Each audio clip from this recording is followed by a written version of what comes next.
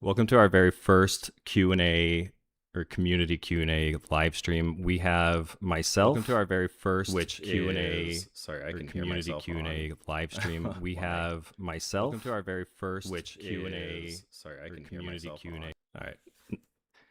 Then, so we have myself, Lost, and then we have Fredostrike, who is another content creator and has a pretty good account and pretty high trials. And then we also have QD, who is our rank 5 for the alliance that I'm in, which is Aqua in 222. And she will be answering or asking questions that community has submitted in the Discord. We haven't seen, so Fredo and I haven't seen the questions.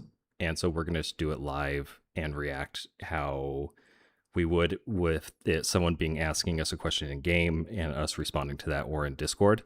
So you're going to get us with our live reaction to what the questions you have asked. But first I want Fredo to kind of introduce himself. Some people on my channel may not have seen his channel yet.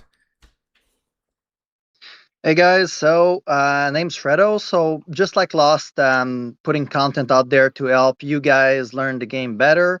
I am from 271, so I actually am kind of like the leader over there. We have a good little server. And yeah, I've been playing the game since day one of that server. And I didn't start it out making videos. I used to stream before, but I just decided to put video out because I wanted my guys to build properly. So the main reason I started doing video was for them to watch. And it really made a difference. We could see that our alliance was performing so much better than the other alliance early in the game. And so after that, I started pushing it to the whole server. And then Kingshot kind of contacted me and some other guys to be a content creator for the game. So here we are. And thank you, Lost, and thank you, QD, for having me today. And hopefully I can help you guys give some good information to our community. Perfect. That went along with the first question that we had today was, why did you guys get into the content creation from Captain Toothless? So Lost, do you want to chime in on that? Yeah, it's very, so when I first started, then I started spending on the game. I wanted to know, or I wanted content about what I should be spending on. And I couldn't ever find that. I could always find the free to play content or low spender content, but I could never find the whale content. Not that I was aiming to be a whale at that point, but that's generally what led to it. It took me probably 2 months of talking with people in the game about wishing that this content would be created. And then I finally just decided to create the content. I didn't think anything of it. In fact, the way my channel got known was because of some drama, and some people that were in our alliance or close to our alliance, actually our academy, decided to post our castle battle to our KBK opponent, and then it kind of just got traction that way. All right. Our next question comes from, if I botch these names ahead of time, guys, I'm just going to apologize. But Julgus11 in 358 says, as a free-to-play player, how should you spend gems on the roulette and mythic shards when it comes to heroes? Should you ever use shards to max out a hero's stars, or stop at 4 stars just for the skills? I personally have a very good answer to that. If you guys want to let me go first on this one. Sure. Go for it. So as a free-to-play, you have to understand one thing, is that you don't want to always compete. So when you have that specific knowledge, you want to hold your gem until something interesting for your builds come out. So for example, I told all my free-to-play to never spend gems on the very first generation. I was like, Zoe is going to be on the wheel, and she can be your infantry hero until Gen 5, which was already out by then with Longfei. So I was like, you can literally have a very strong hero that you can max. If you save every single gem from the start of the game until Gen 2 comes out, you could play the roulette as much as you need every time it comes up and max Zoe. And then you will have a very strong infantry. And then I told them to do the same thing for Rosa 2 gens later, because I think it was Rosa, right, on the wheel? I'm not wrong here? Yes, it is. Yeah.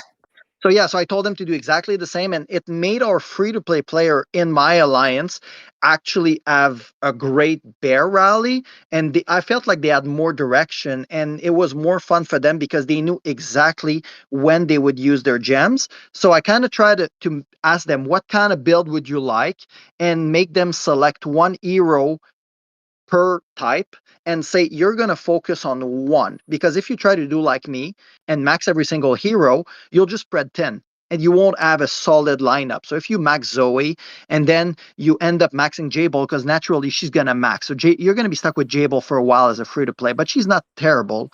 And by the time that you get one of each heroes, our free to play are actually matching with low spender because they have 3 maxed hero with decent widgets on them.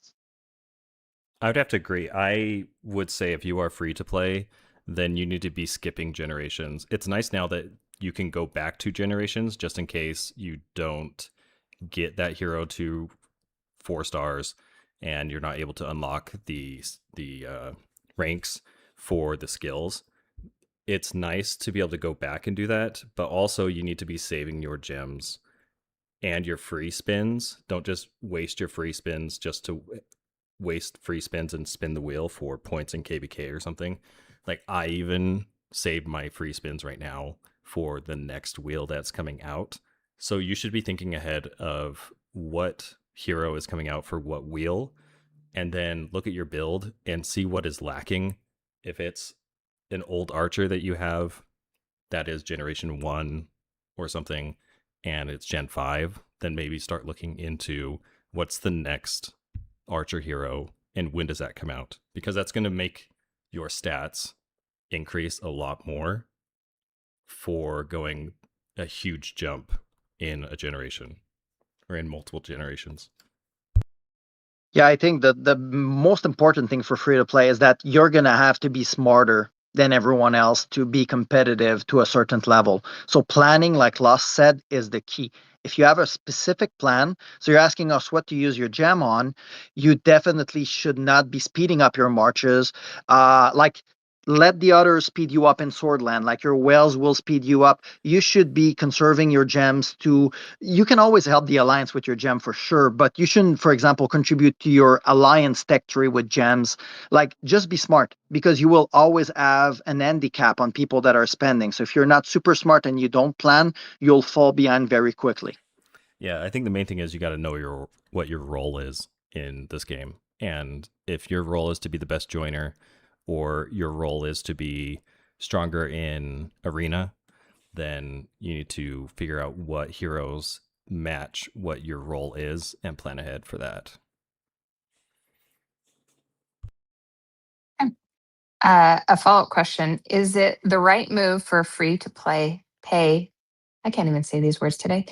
Free-to-play player to wait and hoard resources for about 1 to 2 months, then go all in on a KVK to maximize rewards?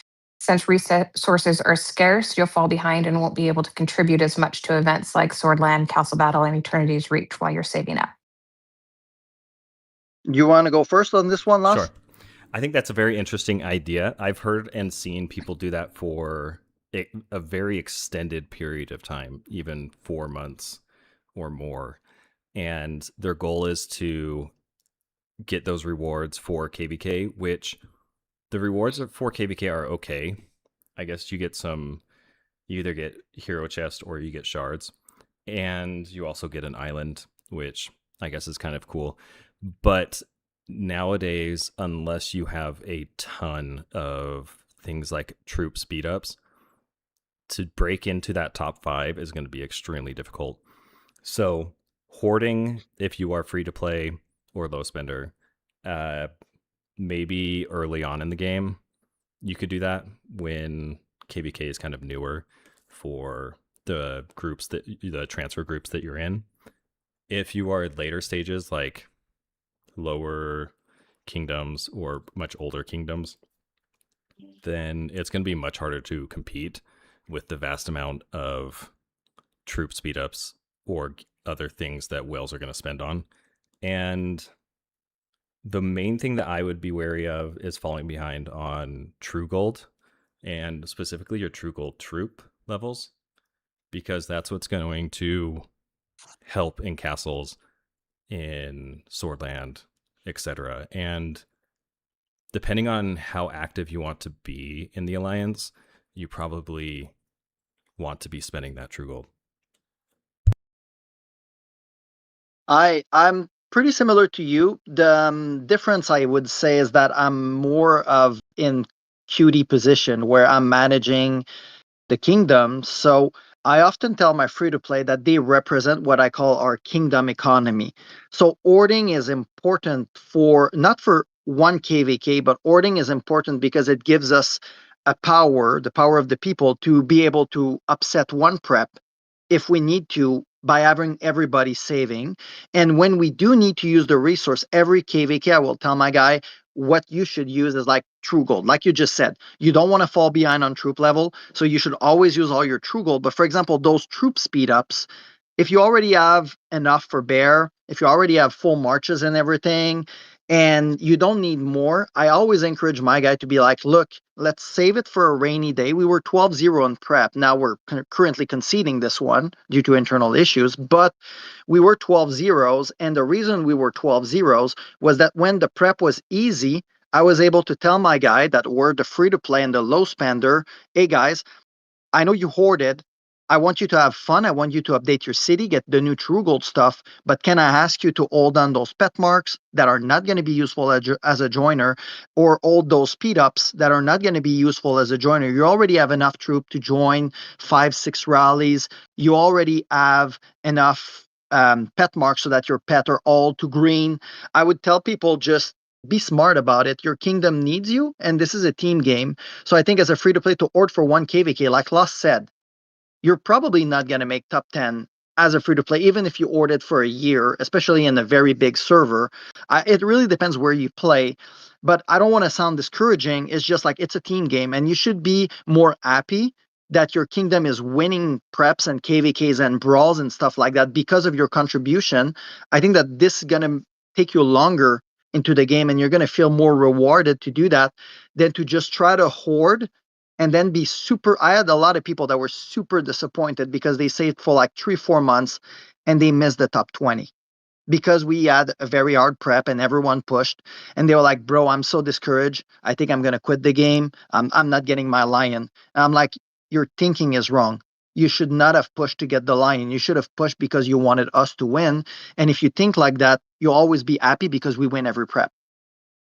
Yeah, I can see where it can be a detriment for free to play if they hold for so long and then they decide to use all of their savings on a KVK, but then all of a sudden you run into a whale that decides to, or multiple whales decides to pump out a lot of KVK score in a KVK prep because the score is so close. In chat, hopefully I get this name semi-correct, Giannis also brings up a good point. There's not a master out yet for KVK, but in Whiteout Survival, there is a master for KVK where it will increase significantly the amount of points you get per thing used during KVK prep. And that's, they mentioned how it's going to be even harder for free to play to rank in KVK. Yep, And that I was about to say that. I was about true. to say if that master's out. I was about to say when that master's out, it's even worse for the free to play because all those whales are going to max it, and it's going to be even harder to compete there. Yeah. So that early servers, I guess you could skip a couple and push for one and hope to get lucky. Otherwise, I would be at least using that true gold for sure. I guess you could save troop speed ups if you really wanted to push hard, but don't expect to be in the top 5, I would say. Okay.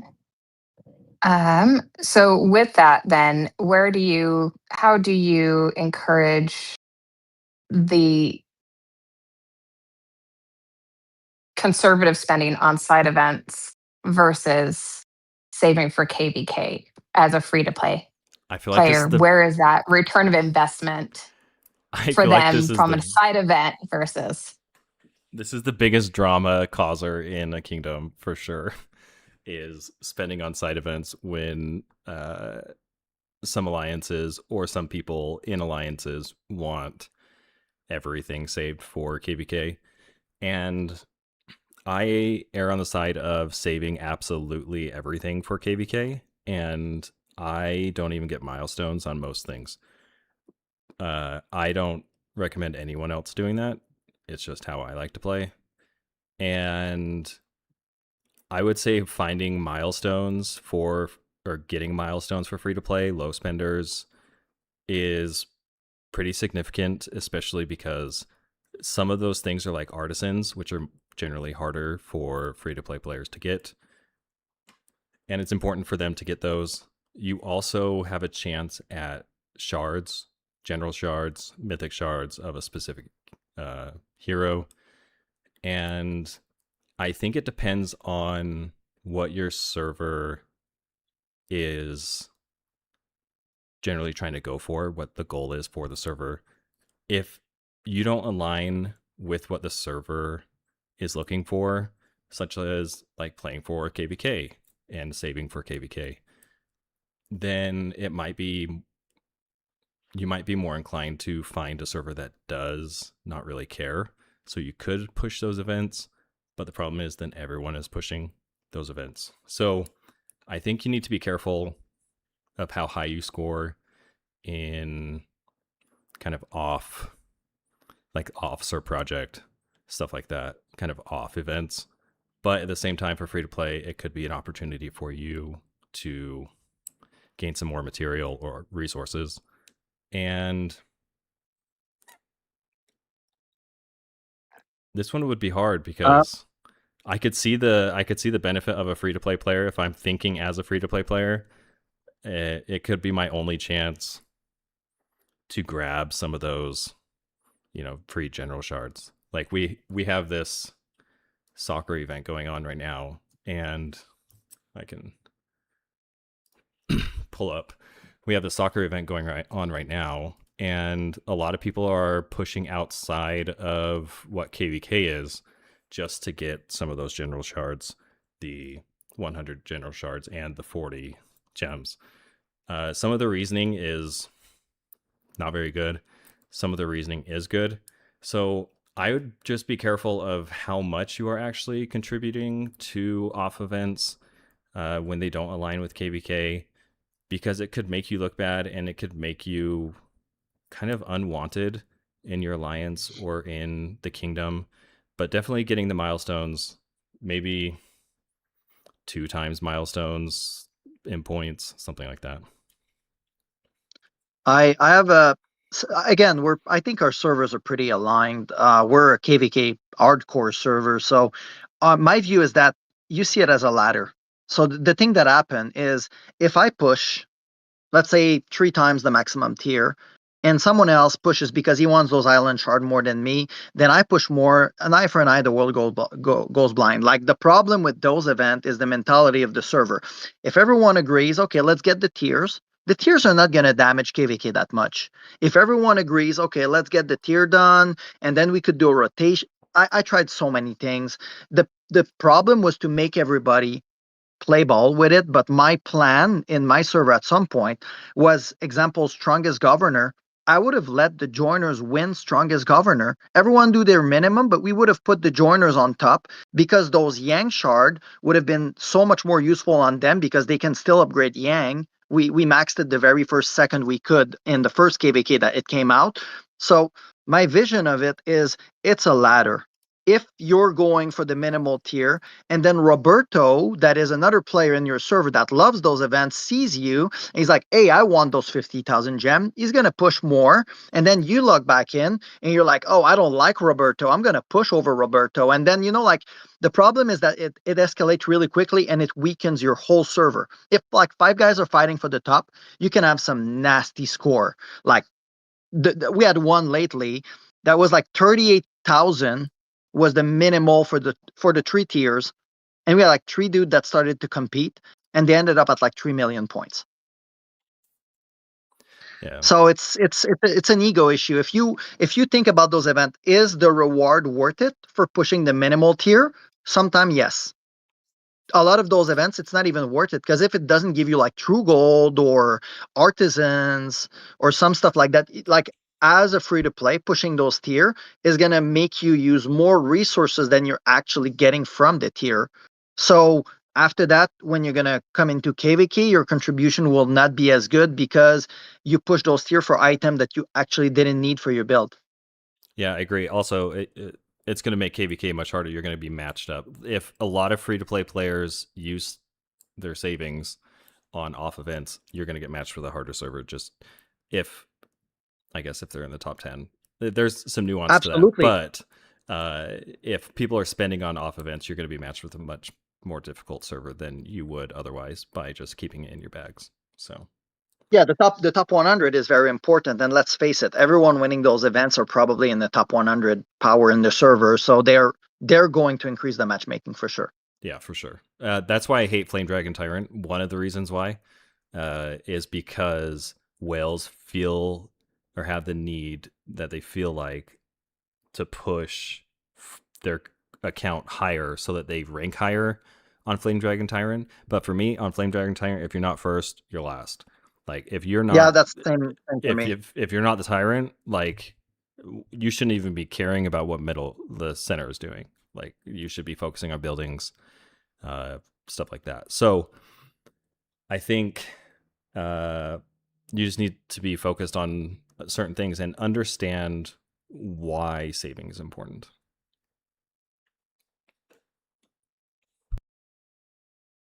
The next question comes from Big Head in 270. For a low spender, which way would you recommend upgrading hero gear?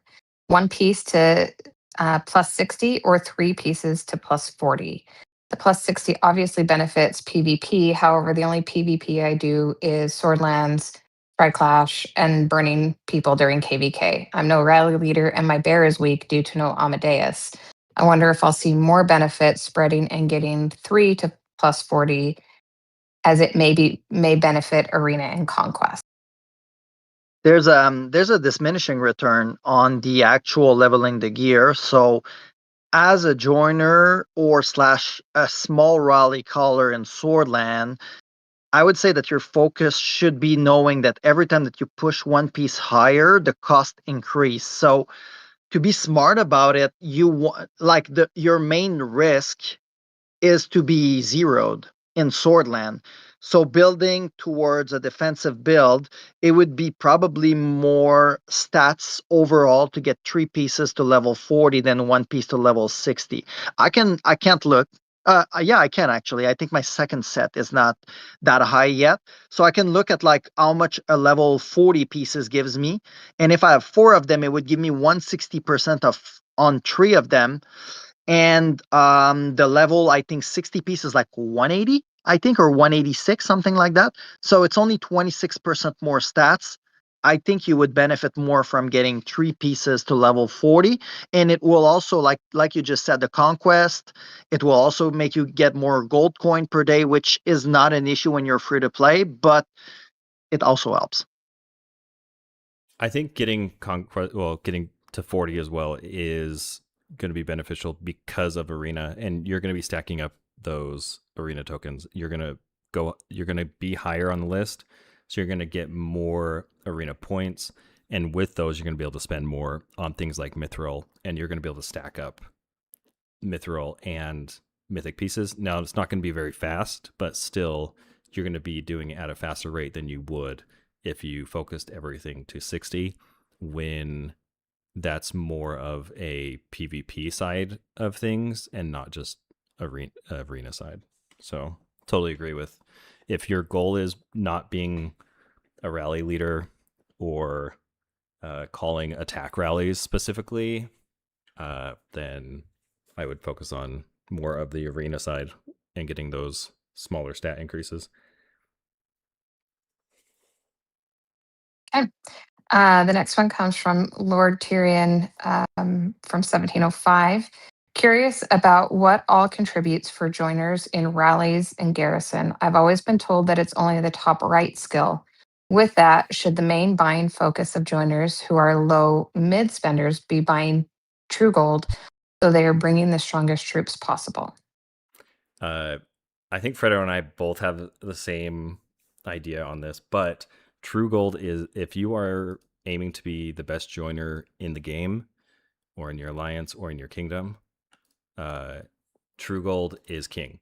And you need to be focusing on your troops and getting your true gold levels of troops up as high as possible.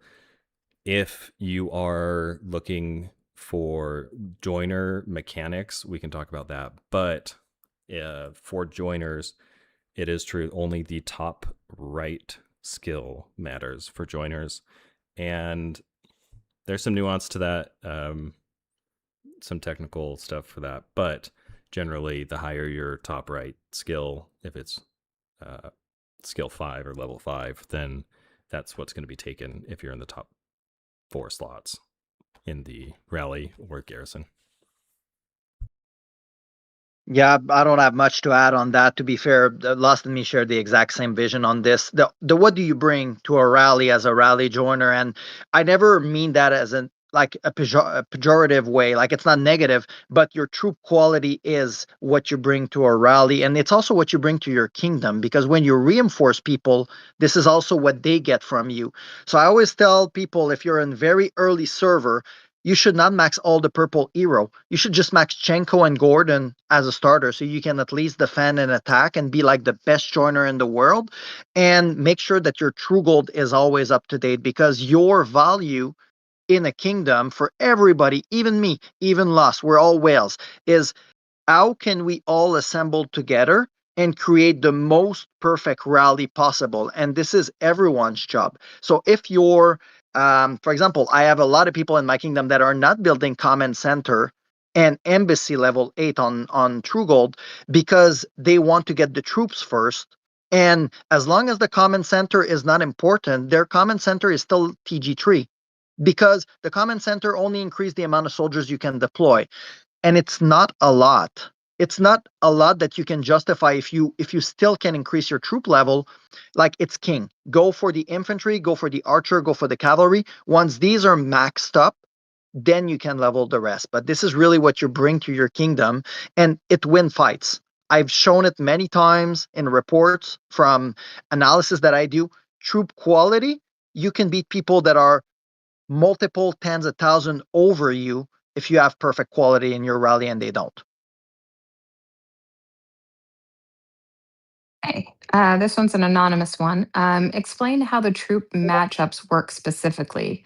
Which units counter others and why certain formations are effective in specific situations. For example, the 5-2-3 is the best attacking formation, while the 6-4-0 is best for defense. Why? It That's a depends tough on question. it depends on a lot of things, but for specifically for those two formations, it depends on what generation of heroes you are in as well. So there's a side question from another person as well that's asking that more specifically for Gen 6. Okay. We'll Gen cover 6 every gen, I heroes. think.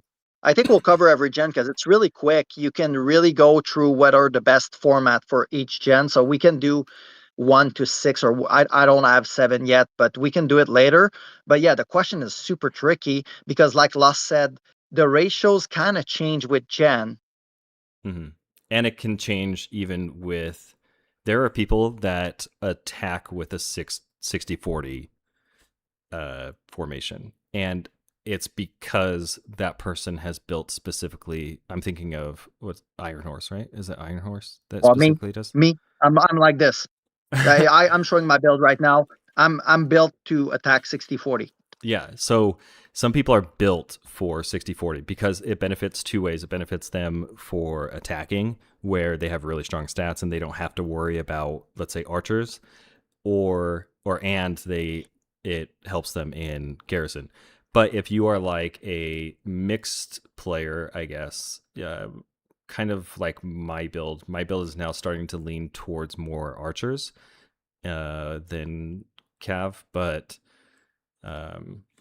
if you have Margot or later gens, then 60-40 is still really good, especially garrisoning. A lot of people aim for that, or like 70-30 I've seen as well. I'm a firm believer that 60-40 isn't perfect. I'm a firm believer that 50-20-30, 50-10-40, those aren't perfect. And I'm more of a believer of, it depends on the whale stats, or I shouldn't even say whale, but the rally leader stats or garrison leader stats, what they're built around, what you would benefit more from their stats going into an attack or defending. And also, I'm a firm believer of, it could be something like 51-9-40 that could be better than, the 50-10-40, stuff like that. But that question is so broad, and it really dials down to how technical you can get with even one of my favorite things to do is to attack this guy right here. Showing on my screen the Baron in the game, where you can just send your own march to the Baron with your own heroes. Now, you're not going to get widgets out of this, so widgets don't matter for this, but if you move your ratios ever so slightly, now there's going to be RNG, so you want to do multiple attacks with the same formation, but you will see what happens to your stats, and you can see how many of the troops that you kill versus the Baron. So that's one of my favorite things to do. I'm gonna go a little bit more technical. From what we know, attack goes first, and defense goes second in the round.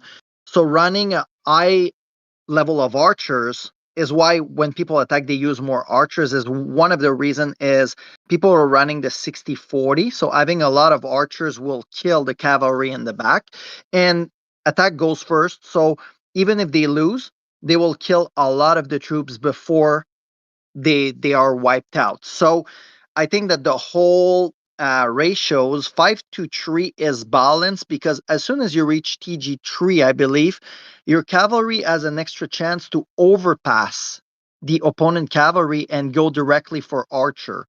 So that being said, doing a 5-3 in attack, you know that about 20% of your cavalry, so about 4%, no, a little bit more. It's 20% of 20%. Yeah, it's 4%. So 4% of your cavalry, or is it 50? Let me go check just so I don't say stupid shit. The skill is over there. It has a, no, not this one. Where is it? 20%. So you have 20% chance to bypass. So if you run a 20% cavalry, 4% of them are going to bypass directly and go attack archers. So if you have a lot of cavalry against the archer, and the guy doesn't have a lot of archers, your cavalry is going to murder his archer and they won't ever do any damage. So I think that the thinking of the ratios, we're kind of countering whatever we have in front of us, like Lost said. 5-3 is very balanced because you have a little bit of everything, but it's also heavily countered by 60-40, because the 40% cavalry will get a lot of the cavalry go over and kill most of the archer. So having more archer is making it so that you end up having a better counter to it. So it's very difficult because, for example, in Gen 1, that skill doesn't exist. So the 60-40 does not work until you unlock, I believe, Gen 3. And then you get TG3, and it does work, but Eric is a terrible hero to do the 60-40. So it really just works when Margot come out, is really when it starts being interesting with Alcar. So I think that there's no good answer to that question, sadly. It really depends on what your opponent is running. You need to analyze what he's running more than what you should run. And one of the reasons why 60-40 is good too with Margot is because of her skills. So yeah, that's why it starts, you enable 60-40 as soon as you get Margot, because Margot is so focused on cavalry and especially this last skill here, where you have a 25% chance of dealing 200% damage. And the more obviously you have of the cavalry, you're going to get more of those procs, and you have to think about what the specific troop type can do, where it can bypass their infantry. So. Okay, next question is from Asmo in 230.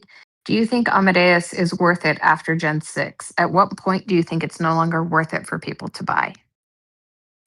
Amadeus starts falling off. Like a lot of people think that Longfei is the point where Amadeus is not useful anymore. But to be fair, it's like I would say if you don't get Amadeus is a whale hero. Like let's just put it that way. If you don't get him before Gen 3, Amadeus is not that good because you will always defend with Eric from Gen 3. Gen 2, Amadeus can be very useful. Gen 1, he's like murdering people. Like it's not even fun to play against Amadeus. And I think that if you don't get Amadeus super early, you should probably let's talk about someone who would get Amadeus Gen 6. We're talking about basically someone that is very low spender. Like we're talking about maybe what $100 a month maximum. So I don't think that it's smart to invest $200 or $300 into a Amadeus shard when he's already obsolete. Unless you're specifically doing it for bear score, that would be the only. Yeah, but that's like a low spender. Like it's a lot of money to be good at bear. I mean, do it if you want, but I would rather invest that $200-$300 into True Gold. Yeah, exactly. And it's going to get you more if you invest it into True Gold. So if you have Triton, then you're never attacking with anything else. If you have Gen 6, or garrisoning with anything else, so Triton's gonna be king for that in Gen 6. I used Longfei in Gen 5. But I know some others that didn't, and they prefer that they didn't, but I gained more stats with Longfei. So I know we'll say it probably often, but it definitely comes down to your stats. But once you hit Gen 6, Triton's king. So you just get him in passing, I guess. Okay, so along with that, Big Head from 270 is what hero formation do you find works best in defense? Currently, we run the Triton, Sophia, and Saul and have limited time to test. So wondered what else you have found success with. Same question, but for attack garrison formations also. We've seen a lot of 50-0-50 with Petra being used. 50-0-50 is its own thing with Petra because it's more of gambling and hoping that Petra hits. I was about to say throw a dice at the castle. Yeah. You can see on my screen here, I'm showing my Saul. My Saul is my worst hero out of all of my heroes. It's only 3-star. So you can see how much I use Saul in Garrison. Never. Not even as a joiner.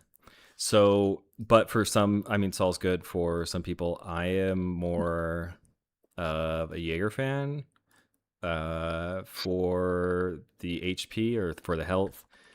But right now, in Gen 6, I specifically run Triton, Sophia, and Vivian for 60-40 or 70-30 or...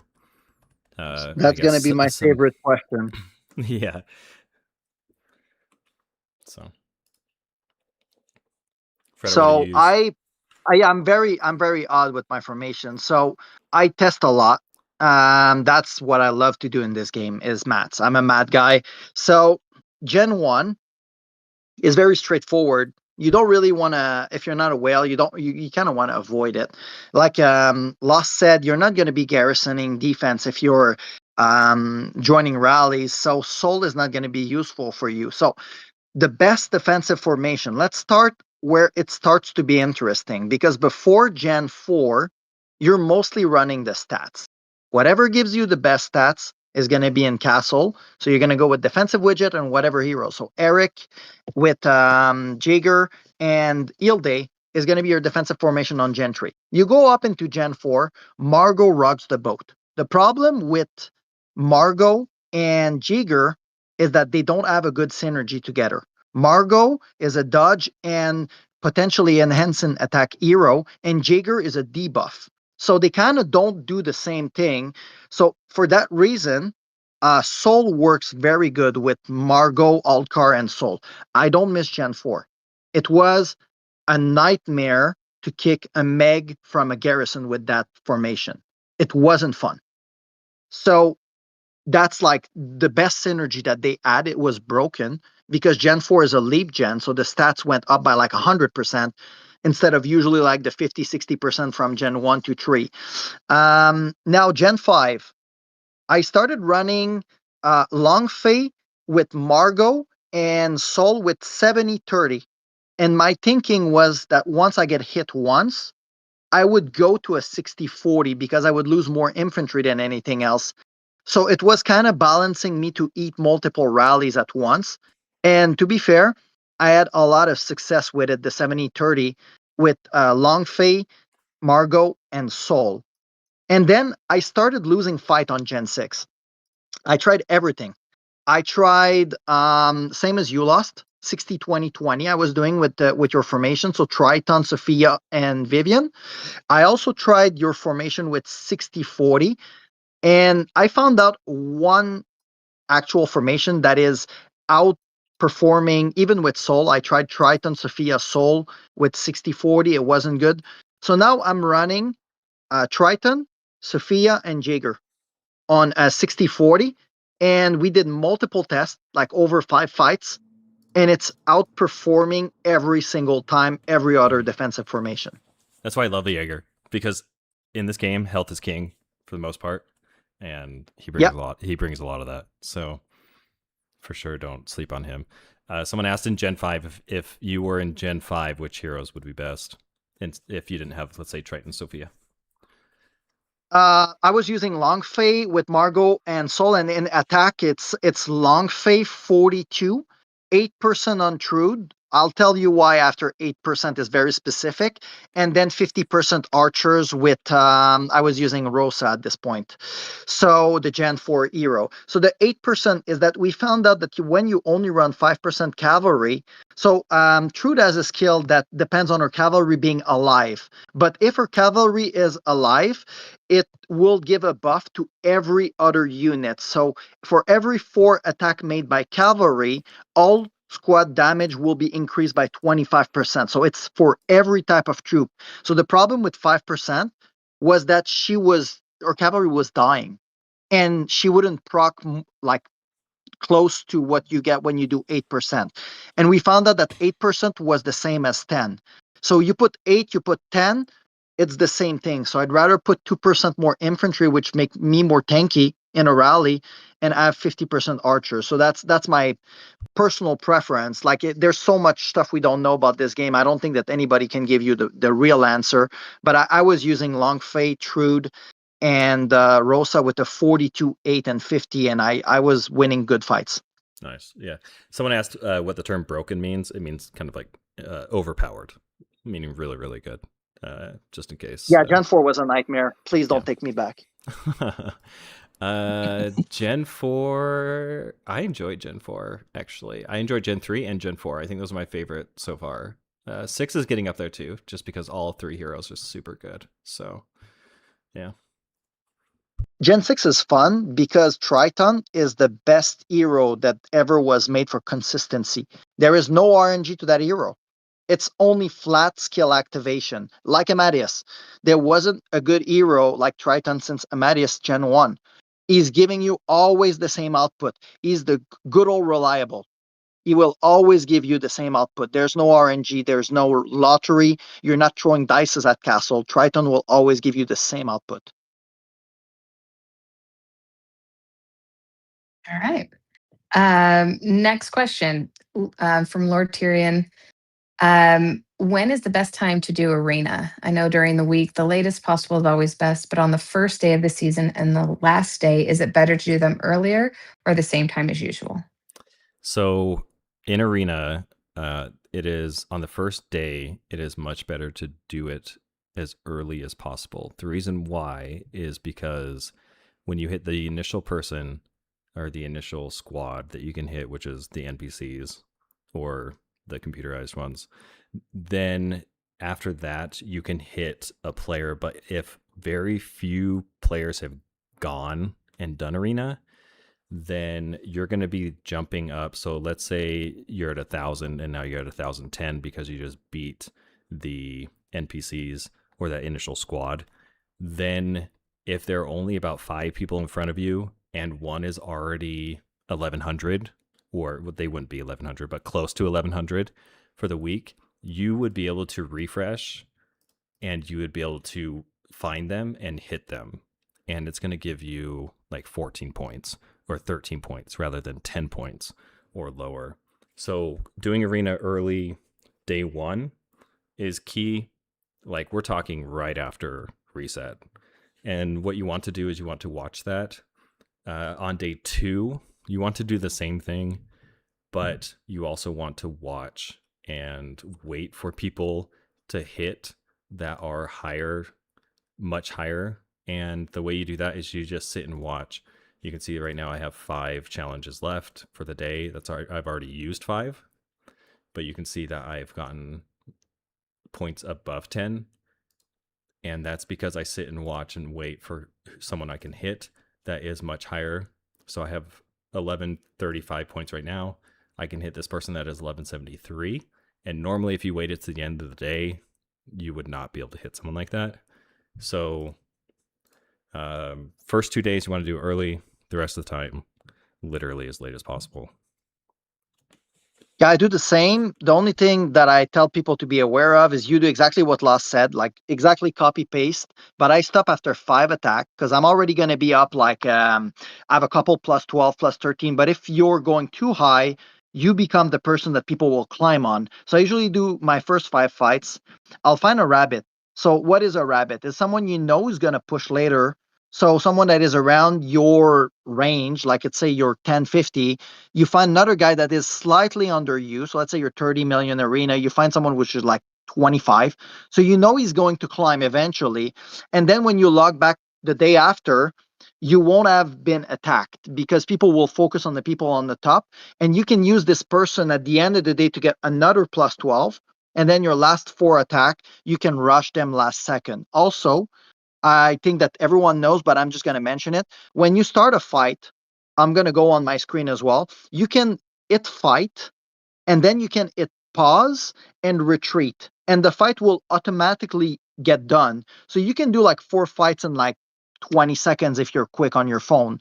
So that's usually the best way to push last second, because if you push within like the last 2 minutes, people will attack you a lot. It's always better to play as close to the bell as possible. Yeah. And as soon as you hit fight, that's when the points register. So it already knows if you've won or lost. So. Yep, exactly. Perfect. We've got one more question, and unless there's something in the comments that I'm not seeing over there. And this is our favorite bear. What style of bear have you found most effective for maximizing everyone's points? This is from Wise Girl from 540, by the way. And how would you go about implementing new rules to quickly change a bear to the current best style if your alliance wasn't already using it? The best way we have found is to do a top-down approach where you join the next to go rally and then you work your way down the list from top to bottom and you ignore your favorites. If you favorited somebody, you ignore that unless their time is next. So why we do that is because you can get in a lot more rallies than you would otherwise. Rather than waiting 5 minutes in between rallies, now you're getting in 10, 15 rallies before that next rally that you would have been waiting for like a whale, let's say, when you could get into their rally already. And so if you have a wave of 5 people go and then wait a minute, and then you have a wave of 5 new people go and you wait a minute, and a wave of 5 new people go and you wait a minute, then you're getting in and your whale goes, let's say first, you get in your whales and then you get in the people below it. As soon as your whale queues up again, you're still working your way down the list. And then instead of sitting in your whale at when they call the rally and sitting for 5 minutes, you've already, with that march, have gotten into 3 different rallies. and then you get into the Whales rally. So you're not missing out on anything. You're actually going to increase your score. So you cut it on my side. My approach is I hate bear. I'm sorry. Bear irritates me to the highest point because we have so much stuff to work.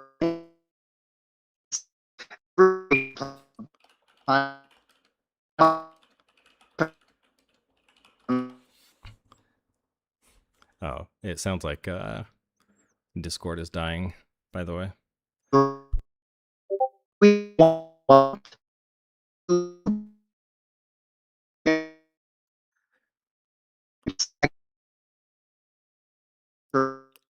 We'll wait for one rally. The other ones are only there to call actual rallies, and you make more points. So this way, we get the milestone done on our top rally caller every month. We can invite a new like 5-6 people, and yeah. So that's the way we get everyone to get their rewards. Sorry, is Discord Fred, okay on your cut side out. now? Yes, it cut out when you were going. Fred, you want to kind of repeat what you said? Sorry. Is it better now? Yeah, it sounds like it's Yes. better now. Yeah, we were robotic for a minute. Yeah, we're good. Yeah, I was saying that bear for me is a huge something that I don't like managing. So basically, what I do is that inside of the alliance, I keep it very for fun. I'm like, just call rallies, use the proper hero so you don't irritate everybody, but we don't do stagger rally and stuff like that. The rewards are not worth the effort you need to put. For one more hammer to have people arguing about should Rosa be used as a joint, I don't honestly care about it. So we do super bears once a month where we use the 5 best rally caller with 5 other guys, and we do the milestone this way. So every month we'll have a new 5 people do their milestone. We all got maxed in my server. We're all at like 80 billion. We all did it. So what we do is we do staggered rally, 2 waves, 6 and 5, and only the people that need to do their PB joins the rally. The other people only call rally, and it's the best way to for us to keep bear more about team building, because I think that the biggest issue I had early in my server were not even war between clan. It was people arguing about is Chenko a good bear joiner. Yeah, I can see that, but also once you get used to top down, it is so easy. You're not worrying So about easy. because before we did top down, and it was chaotic. What happens is, let's say Lucky, who a lot of people have seen on my videos, Lucky would call a rally, and you're sitting in alliance chat just waiting for Lucky's rally to pop up in alliance chat. You're hitting it as fast as possible, then you're hitting join as fast as possible, and then you're slamming one of your formations as fast as possible. And it's like whoever has the fastest fingers can get into Lucky's rally and is going to score more. And if you have a bad connection or whatever, then it sucks. If you fall behind, you either have to wait to send out a march again, and you have to hold one off to get into, let's say, the Whales rally again or Lucky's rally.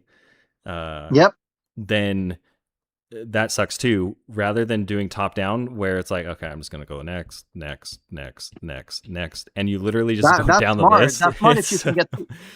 Yeah. It's so and you got it's people so to easy. It's listen to that? boring. Yeah. So Yeah, no, it everyone did loves take it, us a hot minute. but- Sorry.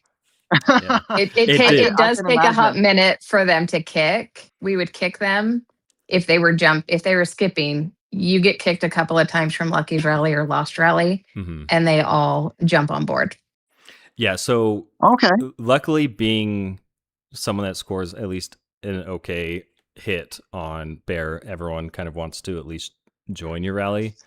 And when you get the people that everyone wants to join on board and they are kicking people that aren't listening, then it only takes a couple times, then everyone's on board of just going down the list. There will be times where there'll be 2 minutes left on my rally before it marches and no one's in my rally. That's crazy good. That's what we do for Super Bear, because we know that like there's always 6 new people that are going to get their milestone. And actually we were down to like 30 right now. 30 people got the max reward from the milestone using this technique. So it works well. The Ultra Bear is really cool, and it actually does exactly what you guys are saying. It's like we call the rallies, no one's joining, and then only the people that are supposed to join down the list, and it kind of spreads the reward. You can work with the troop limit, and it really works well, but it's a lot of management. So adds off to you guys to pull that off. I never did it personally. It's a lot of upfront management, but there was a rally. I suck at doing bear now, but there's a rally or a bear last week, and I got into 59 of 62 rallies that were called. That's crazy. That's so good. You can imagine the score difference, right? Than just you probably did like something like 35-40 billion on that bear. Yeah, well, I mean, it depends who you're able to join and who the rally callers are. But yeah, generally you're going to score a lot higher. And in Alliance chat, everyone's talking about, hey, I hit a new personal best, right? I hit a new PB, and that's really motivating. Yeah. Yeah, and then everyone becomes a believer after that. I'll try it. I have a couple more issues to solve on my side first, but as soon as the sky clears from the meteor showers, I'll definitely pull that into work and try to get that working. Yeah, that's I think that's it for the questions that were submitted. So we can take some from chat. If people have questions, I have time. I'm actually doing biking on my device, so the people that are listening to the Q&A on YouTube after, they'll see some bike. I mean, I can't do much because I need to keep reinforcing people that Papa could try to burn, so I'm kind of stuck on some people that are AFK, but it's fine. It's for the good of the Alliance. I need to check out what your server looks like right now, because that sounds crazy. It's like it's bubble land. It's bubble land on both sides. Everyone's bubbled. So yeah, it's if you like to see bubble, we have a lot of those in 71. Someone did. Oh, go ahead. Oh, sorry. Go ahead, Loss. I was going to say someone did. The other part of with joining rallies is for bear is the troop limitations, which we do that as well. We do. We have a troop limit for joiners. Yeah, what we usually do is we take the average rally color and we divide it by 15 so that we get as many people as possible into each rallies. Problem is you need to divide it by 14, not 15. Oh, yeah, you're right. Yeah, 14. Yeah, just because of, well, you need to take their cap, then you minus their march, and then you divide that by 14. So that's I think that I think that the people that does it just does like 1,200. And she divides it by 14, and then she gives us the number. And it's not full, but the last person sends a bit more. Yeah. So that's how we do ours, and it works out very well most of the time.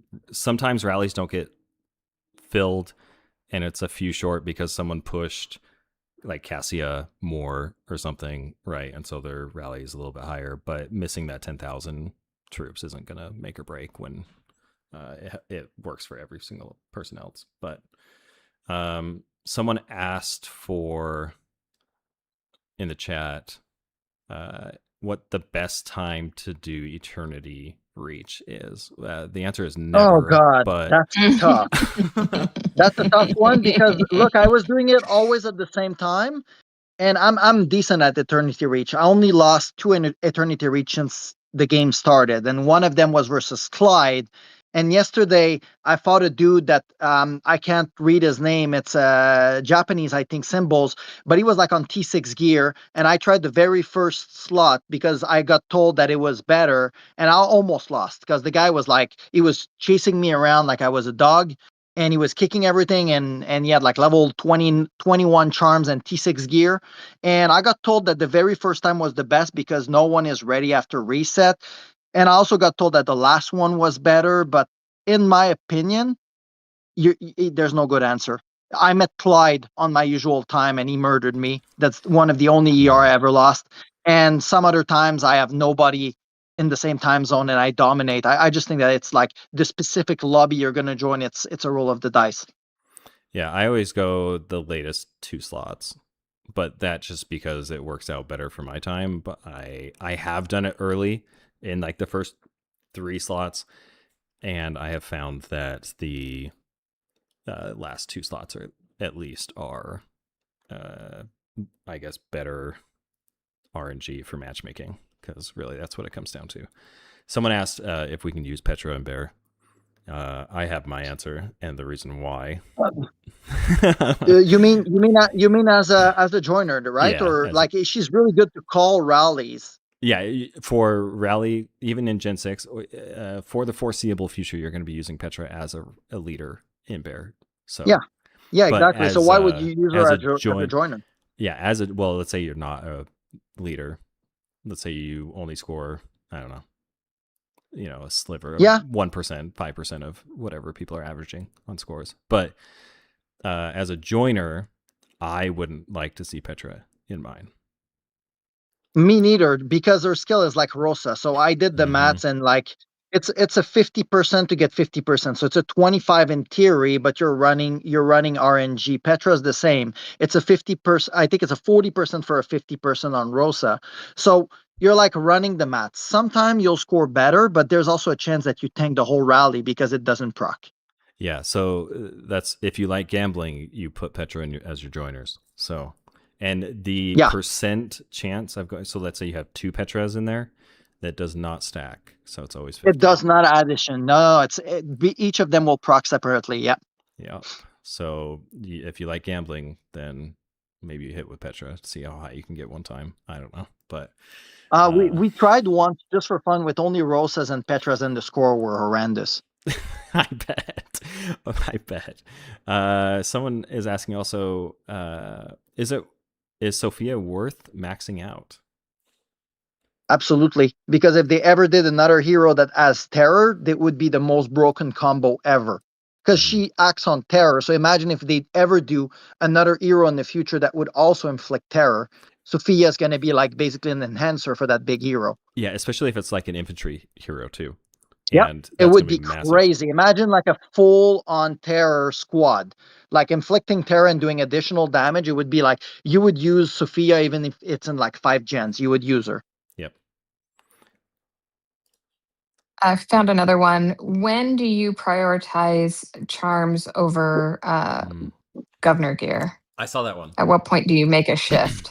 I am a charm believer, but Fredo, you can go on that one. Same as you. Charms, like I'm a mad guy. Charm has a better dollar per stats ratios than Governor Gear. Governor Gear is the sinkhole you're never going to financially recover from. Yeah, Governor Gear is flashy. So if you want to look flashy, then get Governor Gear to, I guess, red T3s. Well, I mean, there's a point. You want to get to a certain point because it's cheap up to until like I think purple T3 or something like that. But after that, it becomes like a sinkhole. Yeah. So I agree. That's why I pushed mine to red initially, Governor Gear, and my charms were about level 8, level 9s.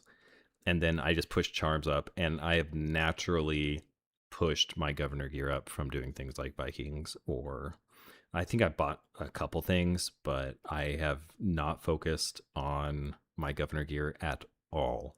And I don't foresee myself doing that either. I mean, as a smart whale like us, my Governor Gear, I have to keep it on pace because I was playing in a very big server. So I would buy it, but it was literally the thing that if ever I was needing money in life, I would cut Governor Gear the first, because it is not worth whatever you're paying for the stats you're getting. Pets, like people, I'm going to twist the question at people, okay? I'm going to flip the question on them. The best thing you should invest on as a whale is your pets. This is the best dollar per stats you can get after you got to a certain level on gear and charm and hero gear.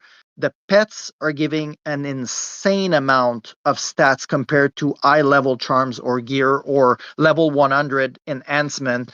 Like it's kind of crazy what you get for $100 of pet versus $100 of mithril. Yeah. So I think what you need to look at is what your return on investment is per $100. If you are a whale, per $100 that you spend, are you going to get absolutely? Are you going to get health and lethality 5% of that, or are you going to get attack and defense at 2.5% or 2.4%? Like right now, if I bought $100 charm pack from the good market, not the crap one, I wouldn't even get one tick of charm that is 4% lethality and health. If I buy $100 of advanced mark in the market right now, I'm gonna get probably 4 to 6% of all 3 stats for all unit, not only one unit, all of them. So $100 for me would be, I could probably push 2 charms up. So it's still worth it for you a little bit, yeah. Yeah, so I would get 8% each, but then for Governor Gear, I'd get 2.5%. What are your pets at? Are they purple, your pets? Because if your pets are purple, you'd probably gain 10, 12% stats on the 3 of them. We don't talk about my pets. Okay. His are highly neglected. They're neglected pets. No, if you put 100 of those marks on your pet, you probably gain like 20%. Yeah. Well, look, the pets, they went hungry for a little bit. We're trying to give them some better food. Okay. One too many trips to the vet. Yeah, they were down bad for a minute, so we're working on that. But so someone asked, this goes along with pets, just barely asked, are there any good pets or any good tips for pet refinement in general? There is an idea behind something, but I'd love to hear what Fredo has first. It's pretty like everything in this game. Like it's I don't want to say the word brain dead, but I just said it, so I'll have to roll with it. It's pretty simple. So refinement, when you look at it, the only thing you can impact is choosing yes or no to accept the stats that it's giving you. So you want to be smart. Stop using blue marks when it's purple. I wouldn't use blue marks after purple. I would just stack them until all of your pets are, and you don't have any more use for your blue marks. Then you can use them, sure, no problem. But I would definitely tell people the only impact you can have is choosing yes or no if you accept the stats. I personally manually do my pets because I add better results, but there is no science behind it. It's only my personal preference, and I add better results. So I do think that the game could have something to punish players leaving it on auto, kind of like if you leave money on the counter expecting nobody to take it, but it might not be true. So I'm manually refining my pets, and I add better results, but that is just my opinion. It's not science. Yeah. So the theoretical science that I have heard behind doing common marks, at least even in purple or above, for using them that way, would be for, let's say you want to max out a single row first, and you're re-rolling until you get a positive stat increase on that row. So let's say I'm doing Archer Health for whatever reason. I will manually do it for Archer Health. I will accept it if it increases that stat. If it does not, I will not accept it. Even if all the other ones are green and Archer Health is red, I would not increase it. So because as soon as you pop over to the next color, or when you upgrade that row, then it can never go negative, right? So that is the theory behind what I have heard some. Yeah, I saw a couple of videos doing that, and my problem was they were telling free-to-play players that don't have a lot of mark to lower their power, lower their stats, just to accept one of them. And the problem was, while it might work for specific build, in general, if you're losing more than 700, 800 power to accept like a specific stat, you're going to lose in the long run, because you won't get once. I've never seen a guy able to get one stats to red and all the rest was like blue. It won't happen. Yeah. Finding someone that has red is incredible, though. I mean, getting to red that's a huge investment. But you do know that you get the stats even if you don't reach the milestone. Yes. The stats, they're not only when you cross over. Like, for example, if I'm at 22.1, but the milestone's at 23.4, I am currently getting 22.1. Yeah. So it doesn't matter. It's just like a pretty color. It's just for your eyes.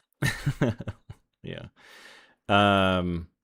There's got to be some sort of RNG behind certain colors on the rows. There's got to be something behind that with their algorithm. Yeah, there's got to, but I don't think we'll learn it while we're living. Yeah. Someone asked. We have a few good questions in chat. So, Kenshi asked, they're kind of confused about Triton as an attack lead and also a defensive lead when the hero is defensive. So there's not going to be in the foreseeable future another offensive infantry hero because of the pay to win infantry heroes. So what you have to look at for things like Triton and sometimes Longfei, but Triton's pretty much for everybody as soon as you hit Triton, is what are your stats when you read that battle report? What do your stats look like versus when you launch an attack rally with another hero? And that's what you need to be looking at.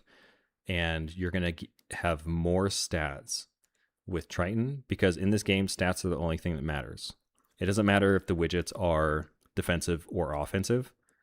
It matters what the stats are when that battle report shows up. Now, if it's a current gen and you're doing an offensive rally and you have offensive widgets on archers, then naturally your stats on archers are going to be higher because it's a current gen and you have an offensive widget. But if there's never an offensive widget that comes for archers, then over time, your archer generation stats, your new ones, are going to be higher. So it's all about stats.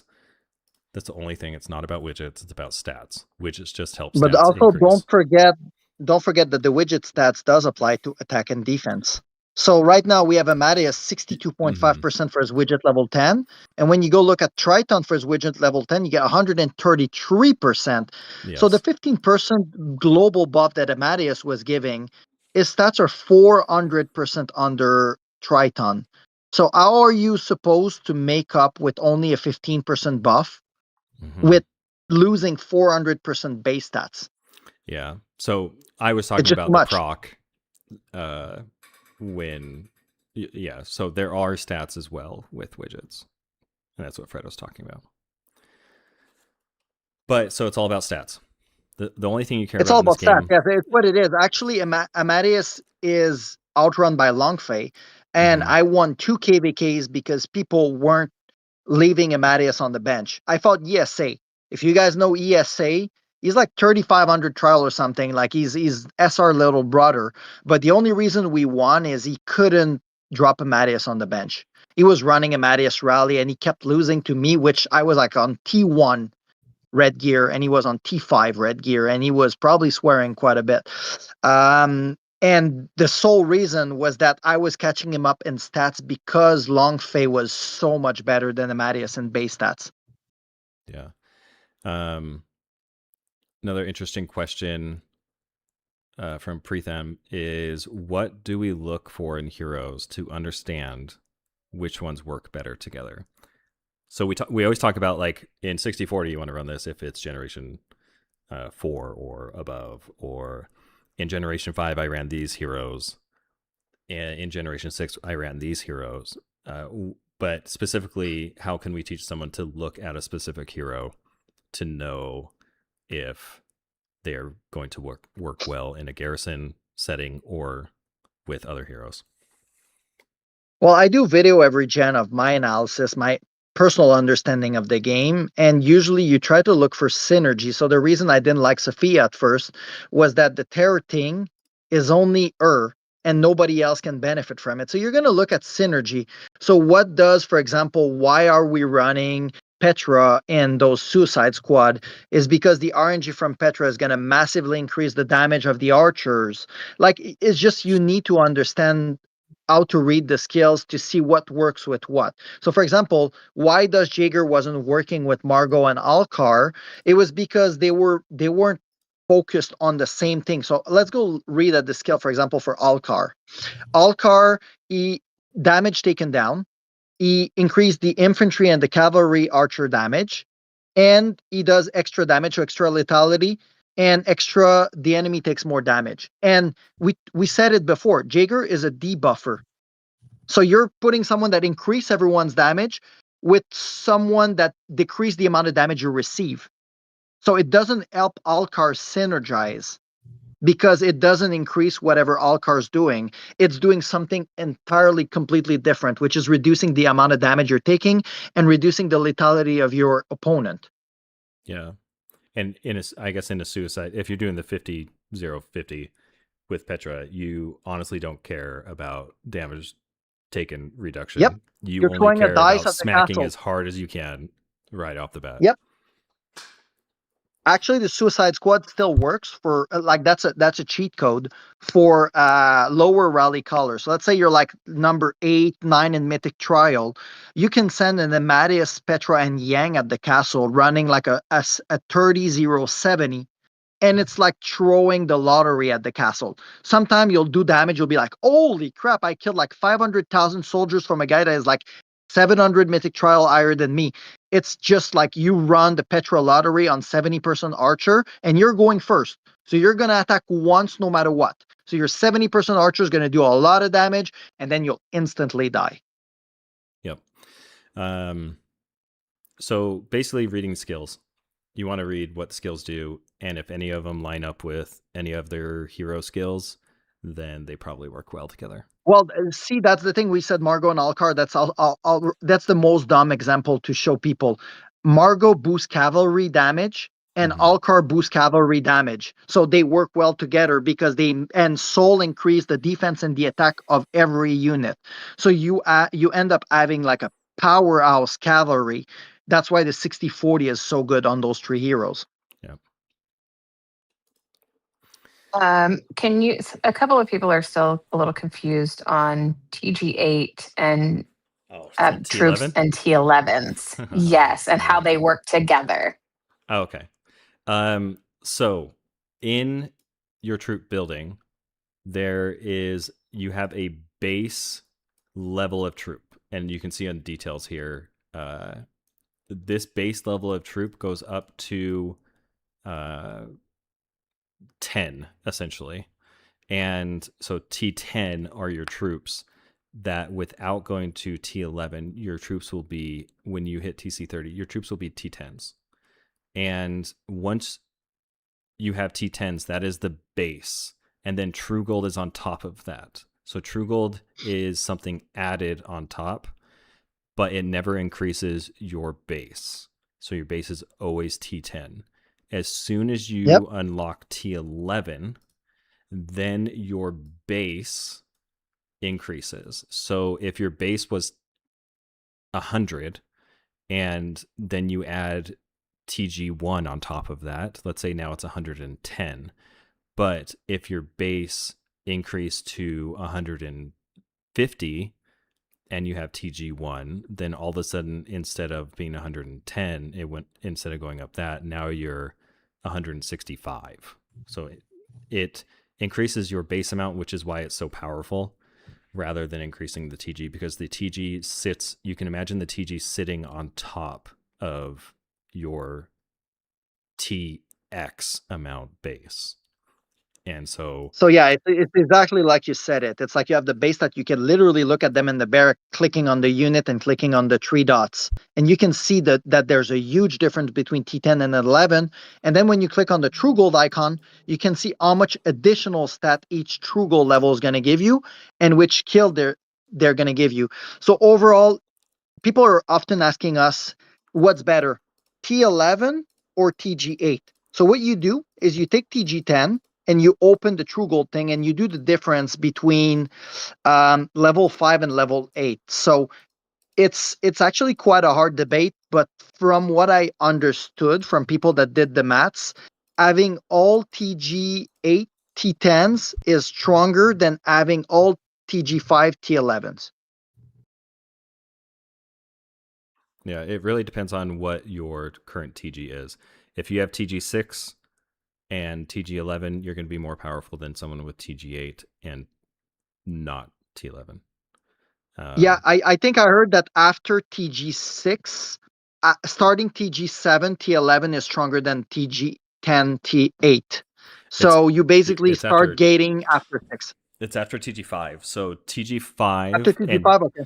TG5 and T11 is barely under TG8 and not T11.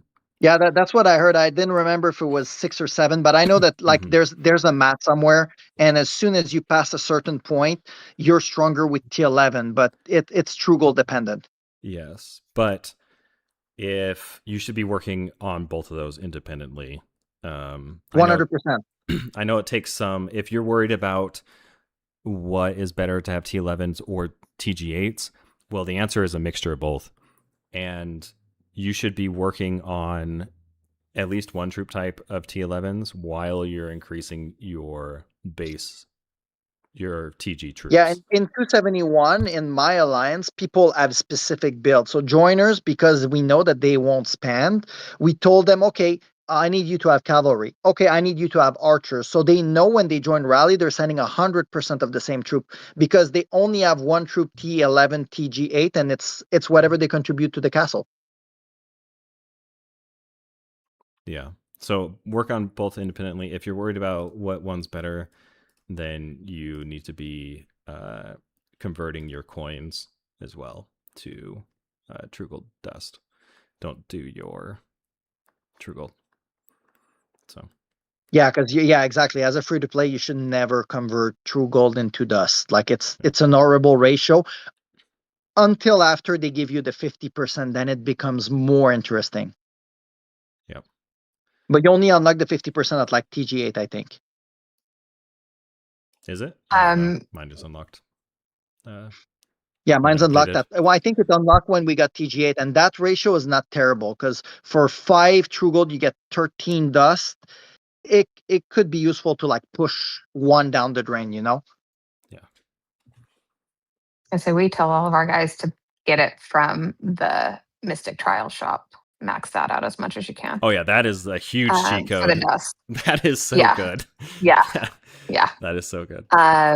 And stay on top of your conquests so that you're getting that gold. Yes. Yeah, that's smart. Coin, every KVK, I run out of coins. Yeah. Every time. Yeah. So that's smart. I never thought about that for the free to play to get the dust from the trials. It's actually pretty smart. I get it to this day just preparing for T12, which I don't even want to think about. It's going to take both. It's going to take a year to do T12. So yeah, dust and tempered both. Yeah. Let's see. I had one in here.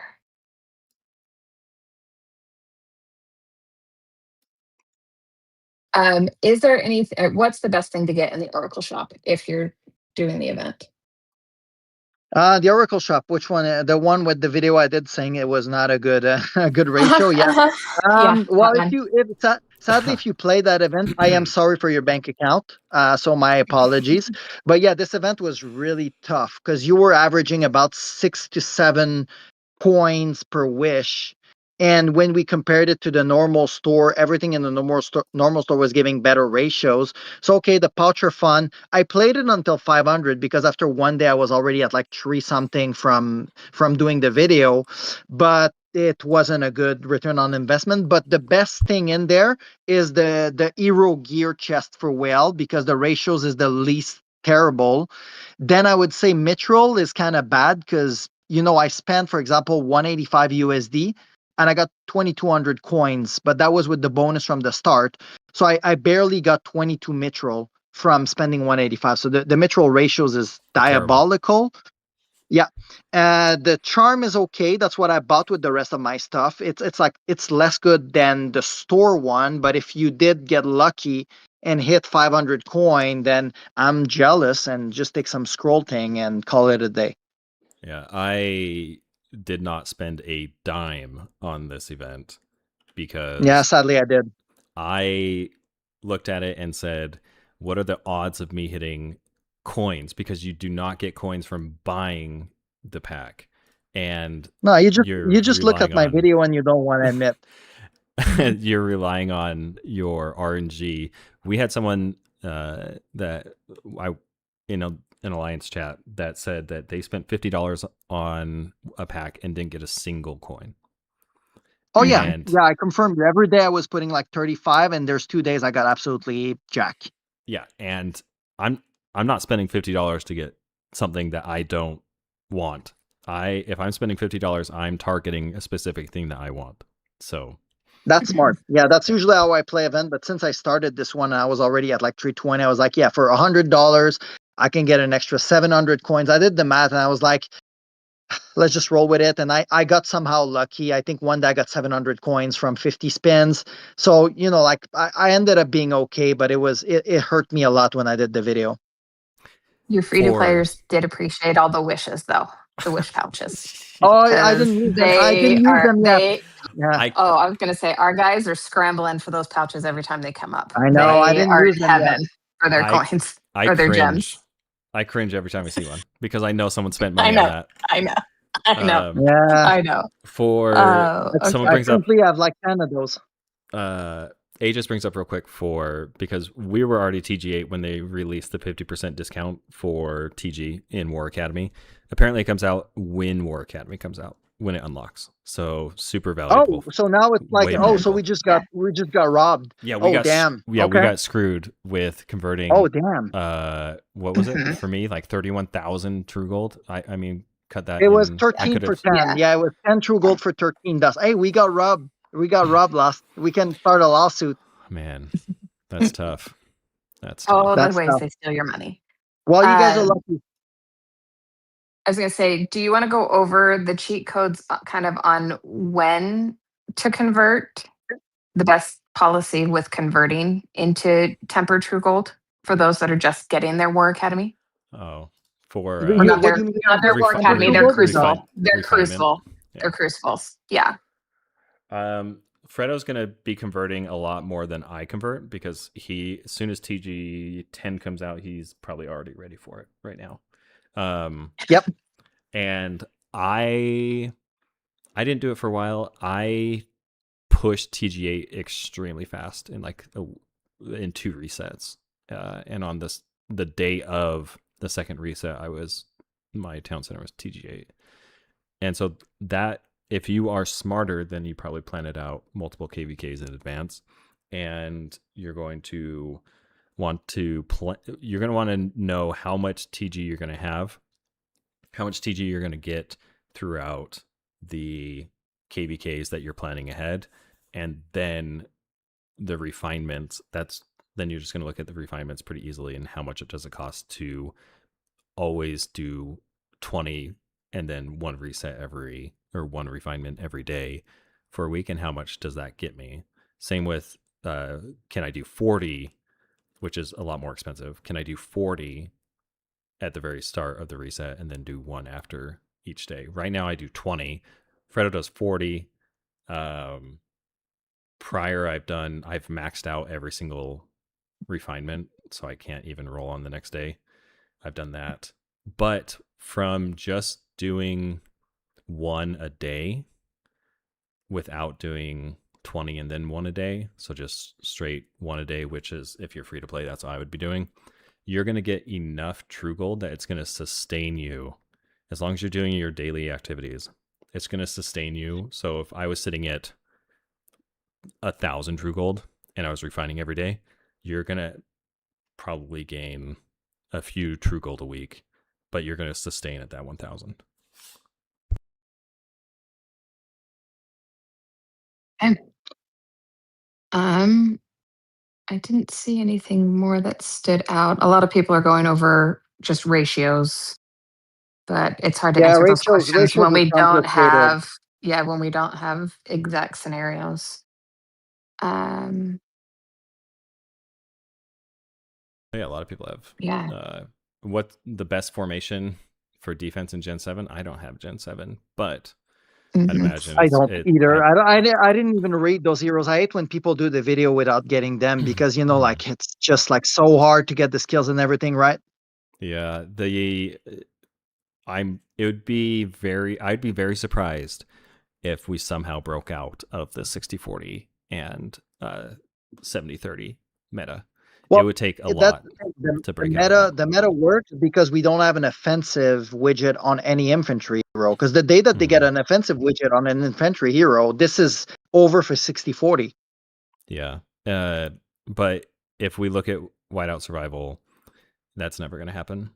No, that's like Gen 11 or Gen 12, I think. The next I think one. they're Gen 12 or something. And they're still doing 60-40. 60-40 over there is king. You'll never... Yeah. You'll never get out of that over there unless they change things. Now, they have changed things from Whiteout Survival to us. Like little skills and stuff on heroes. But not enough to... I hate 60-40. I hate it so bad. Not enough to break out of 60-40. I mean, let's face it. For them, they're it's just dump infantry in and you're okay. Like, it's so bad. But yep, but it works, and it's why Gen 4 was so dramatic, because the combo was so good and there was nothing to counter it, and the Mattias was starting to lose a little bit on traction. I remember, like, as soon as you face someone that was stronger than you, you could just not remove them from castle, even with like 17 rally. Yeah. So there's a interest. I love this question because it does matter so much. So a little bit ago, YT Xfiler asked, does slot placement matter on garrisons? And garrison lead, how does reinforcement work?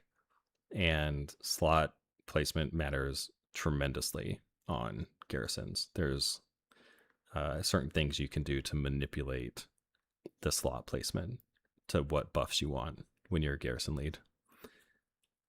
Well, not even. I don't think it does. I think only the person to the most left is going to give the skill, but I think that's about it, right? I call it garrison shuffling. I guess if you watch like a KVK or someone watches a KVK video or something like that, you can see me garrison shuffle sometimes. Or you can see me, I will specifically, when I have pets on, I will specifically be in a garrison lead of whatever I am. Let's say it's a turret or swordland or castle. And I will specifically put on a hero, someone like, I don't know, you could do Gordon for lower, or Saul, I guess, if you wanted, or I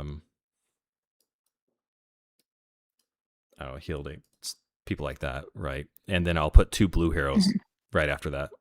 And people will be like, what the heck, you're garrison lead and you have blue heroes in there. Well, yeah, because my hero, only the first hero on the left matters. And we talked about this in my Discord a lot, pretty extensively, where does the garrison, when you are not the stat leader, there's a difference between a garrison leader and a stat leader in garrison. Now, sometimes they are the same person. A lot of times they are the same person because people maybe don't think outside the box when they're garrisoning, but there are ways to be better with pets, and you can have a different garrison lead, and you can have your stat leader just further down the list. So when that happens, you can shuffle the buffs around. Let's say you have people in there that have Chenkos in there, because an attack rally, you just did an attack rally. But let's say you had 4 Chenkos in the attack rally, the top 4 slots were Chenkos. Now that's not perfect, but it's just an example. Now, so you have 4 Chenkos, and then let's say you have 4 Tritons after the Chenkos in an attack rally. Well, instead of having those Chenkos needing to go out, you can just shuffle the garrison so those Tritons are the top 4. That's smart. I didn't know you could shuffle garrison. How do you actually do it? Because when you just put someone as a leader, the other one goes to the bottom. There you go. So you do that infinitely. So leader, bottom, leader, bottom, leader, bottom, until you get the good ones. Yeah, you shuffle out the ones you don't want. So you make the ones that you don't want leader. Hey, I learned something. That's actually really smart. Yeah, it's called, I call it garrison shuffling. That's smart. I'm going to use that next time. I don't think it's useful a lot of time, but it can make a difference at a specific point in the KVK. Yeah. And to answer the question in chat, as a joiner, whether first position heroes gear matters, no. Hero gear does not matter. No. You could have no hero gear on the hero. The only I hero have to gear make that a matters. confession. I have to make a confession. As a joiner, I always go naked. True.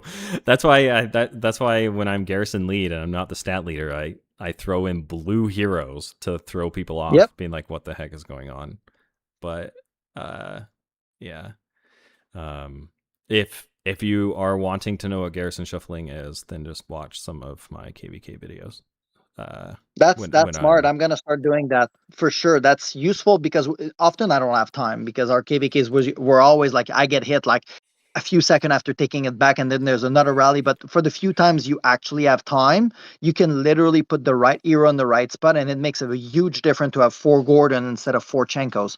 Yes. I also have a trick for KVK, by the way. I don't know if you do it, but I usually run Suicide Squad, and then I will run myself on defensive heroes 5-2-3 in order to have already a decent ratios when I land, and I'm already on defensive hero, so the counter rally will have to hit me with my buffs, with my widget and my buff. Yeah, that's a good idea.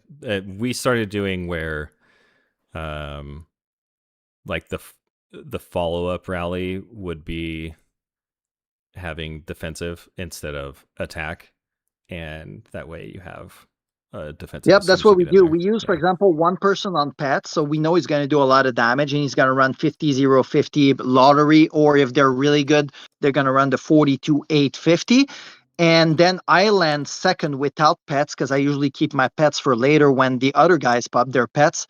And I'm going to be already on defensive hero, so the counter rally will hit me, but it needs to be doubled because if it's not doubled, they're not going to win against my defensive stats.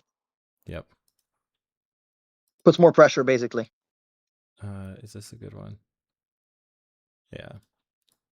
Anyway, yeah. So that's garrison shuffling and things you can do to be more prepared in castle if you are worrying about like double rallying or triple rallying. You could have a triple come in with just defensive stuff, or you could have a triple by someone that isn't as strong, but you know you're going to take with a double, and then the rally or your garrison is instantly full rather than getting kicked. So things that you can do during castle. It looks like, I was going to say, it looks like a lot of our guys are just getting Gen 4 unlocked, and so they want to know which heroes to skip and which heroes to stock up on. I enjoyed Margot. Just get Margot, guys. No matter if you're free to play or it's your cavalry hero for the rest of the game, like just Margot is so good. She's so much the best hero of that gen by like 2 miles. Yeah, so you're going to use her almost everywhere. You're going to use her in attack rallies. Yep. You could put her in attack rallies. You could put her in not as a leader, but as a joiner.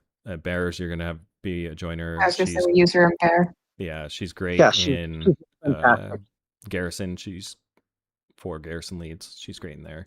She's also really good in arena, like really good in arena.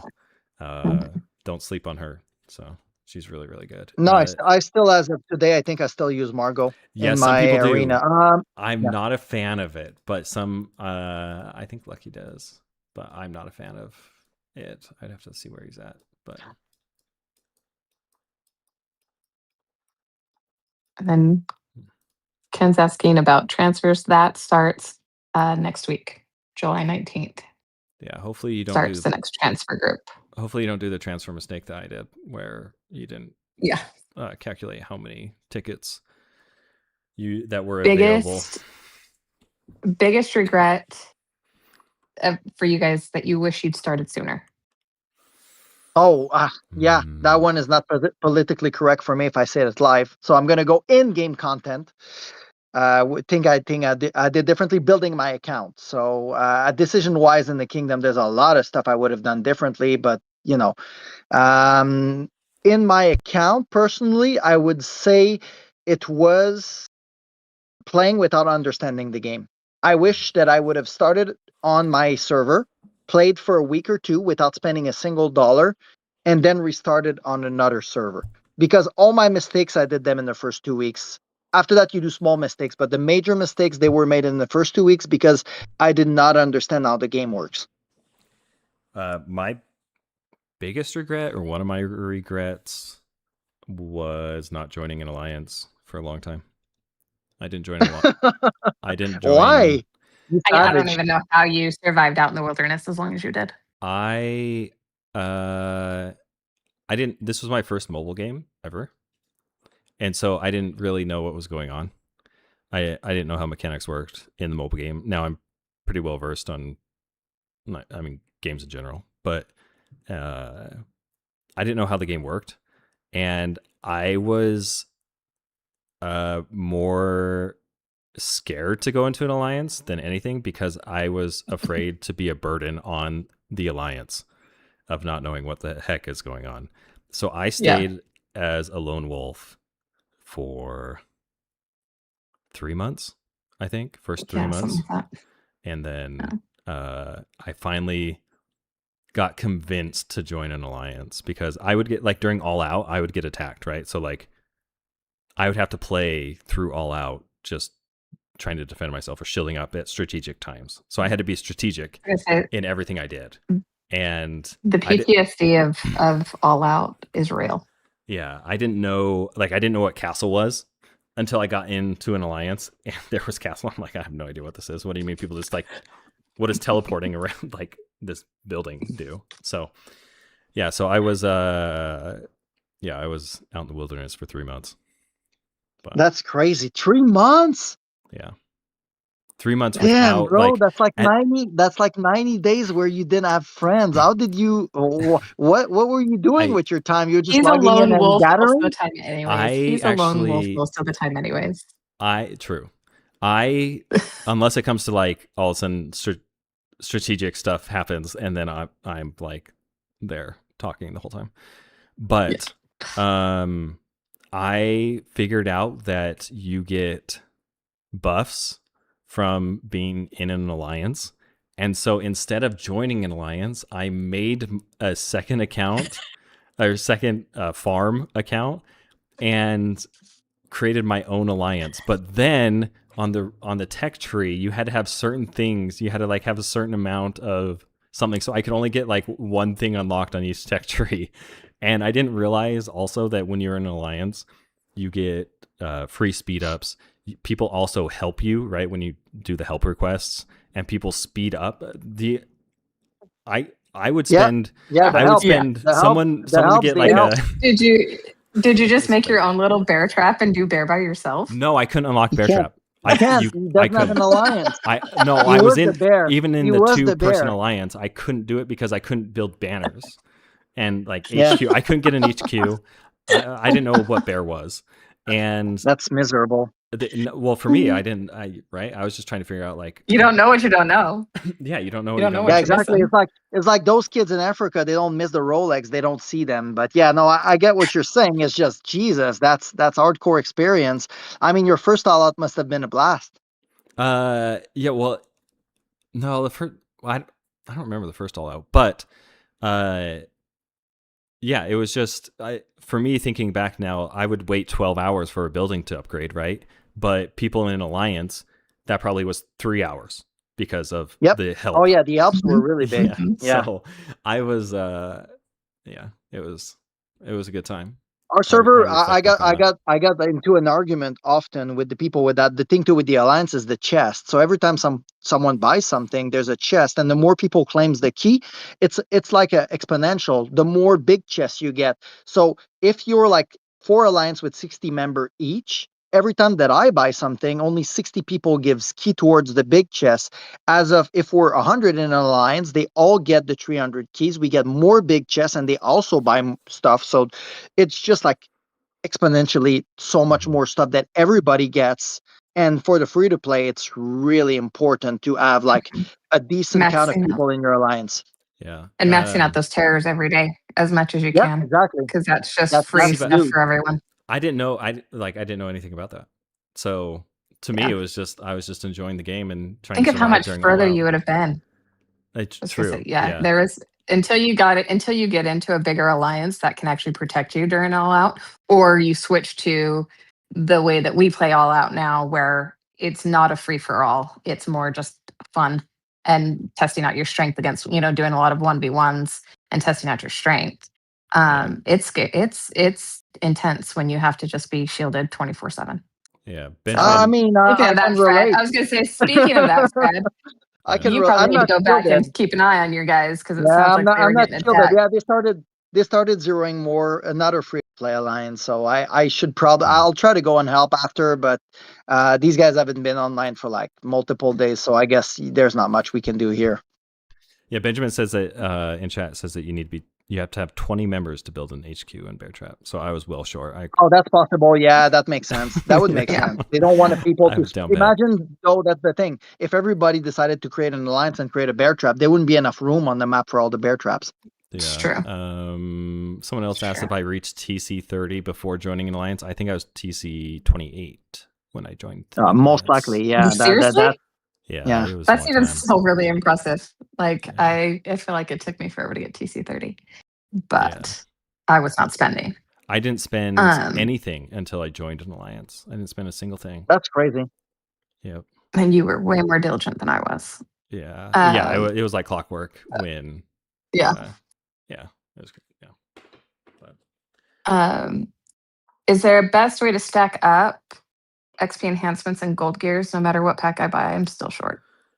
No, there's sadly it just is what it is. Yeah, it's a very pay to win. Yeah, it's a very pay to win function. Sadly, for those, the only way to you can balance them out using after KVK. There's a pack called I can never remember the name, Mythic Divination or something like that. It's like a pack that you can choose. There's 3 rewards. No, it's the hope. Yeah. Yeah, something like that. But you can literally choose like a chest, and that's what I did for the longest time to balance out my plate with my chest, because the custom selection the earlier gen is terrible ratios, so you don't want to get those. So you get the Hope Market, and then the Hope Market kind of unbalance you between chest and plate because you get way too much.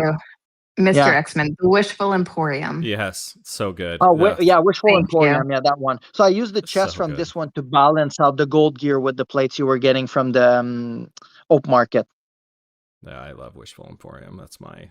Yeah, it's good. It's a good pack. It's one of the best pack of the month because you can choose what you need. Yeah. Plus, you get basically get free speed ups. Someone asked if free speed up, free gems. If I bought the construction queue or the March queue, I think it took me a little bit to buy the construction queue. Then it took me even longer to buy the March queue. I did end up buying the March queue was the first thing. The March was the first thing I spent money on. And I was like, that's all I'm gonna do. Just gonna be the March queue. I'm gonna stop there. You never stop there. Yeah. You never stop there. So I guess I did buy 2 things prior to going into an alliance, but yeah. I think it's a whole other video to go over your experience after playing. I think now you'll have to make a wilderness video, like camping experience. Oh my gosh, we should reenact it. I'll just go to a new server. For the XP enhancements and gold gears, though, one of the best ways to do it too is buying normally the packs for new events will have I see someone mentioned one too, but normally packs for like new events have a part of it as the Lucky Hero gear chests.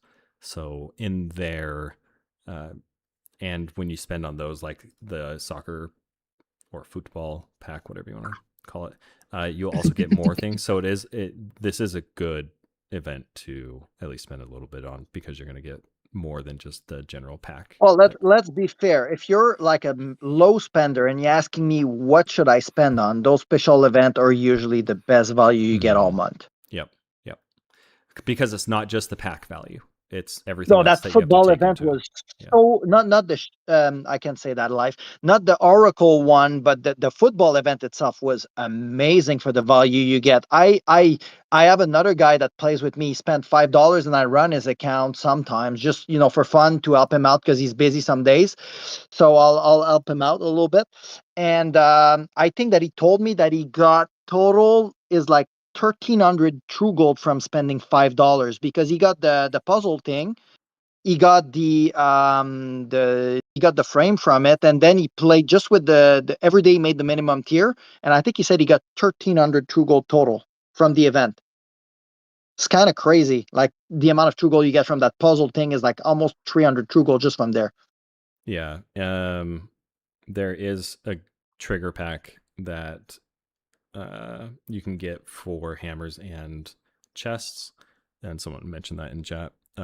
If you spend what is it, 40 hammers or 50 hammers, something like that, or It's 100 less. 100 armor every No, 100 it's armor less every than that. 24 hours. Yeah, it's Oh, but because your pack is lower than mine, yeah, mine is $100. It's 1 armor per dollar for the pack. So if you're on the $20 pack, it's going to be 20 armor. If you're on the $50 pack, it's going to be 50 armor. No, mine is $100, but mine And you only need triggered to use 40 armor? below. Well, mine triggered below 100 hammers, but maybe that's taking into account hammers between the last time it triggered, and maybe it was just days. Yeah, I tried with 60 one time. It didn't work. I tried with 80. It didn't work. But maybe 90 would trigger it. I never tried, to be fair. I only do 100 now because I would pop 60. I'd go look. The pop-up deal wouldn't be there. So I'd be like, okay, I'll do like 7. And then boom, the deal would appear. I use that deal a lot during KVK. That was one of the deal I used the most during KVK. I would probably prop it on day 4, right at reset. And then on finale, sometime I would pop it twice. So on the first reset and on the second reset, just to give myself an edge. And it's a really good pack, but it does unbalance you between plates and chest if you take only that pack. Yeah, but also chest can give XP. Like for when I It was does doing, a little bit, yeah. When I was pushing for plus 100s on all red gear, then I would calculate on what generally I would get from XP. Like I have a spreadsheet of generally what XP I would get per lucky hero gear chest, and then and most of the time it was half and half, like half XP enhancements. Yeah, that's possible. Half usable I gear. do have one thing I did that I do regret, was ever buying plates. Because honestly, my bottleneck was always chest. And if I just bought chest, it would have taken me probably a little bit longer to get to all 100, but I would have spent less money. Because I remember taking a lot of those hope market into plates and chest when I could have just gotten the custom selection and take only chest, and it would have costed me less money. And my bottleneck, I still, as of today, I still have so many plates. I could probably push a second set to 100 right now. Yeah, there's that's something I wanted to be wary of, is because I knew what XP I was getting per chest, and so I'd calculate that in rather than having to calculate the XP, the pure XP from the enhancements. But yeah, so that trigger pack is every 24 hours, and you get more hammers out of the pack than you do lucky hero gear chests. So you're either I didn't find it very valuable to spend on, unless you were like a mega whale or some of the, I'm lucky spent a lot on that.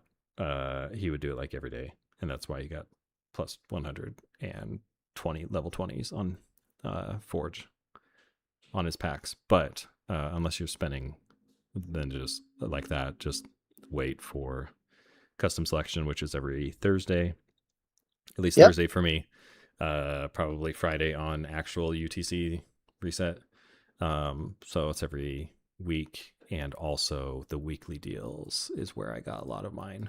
as well. The Hope Market is the one pack that I always tell people, like, if you have another pack you want to put a little bit on, the Hope Market that comes every 2 weeks on the Friday, I think is really good too, because the thing that they offer, the True Gold one is actually really competitive for joiners that needs a little bit of extra for the next KVK.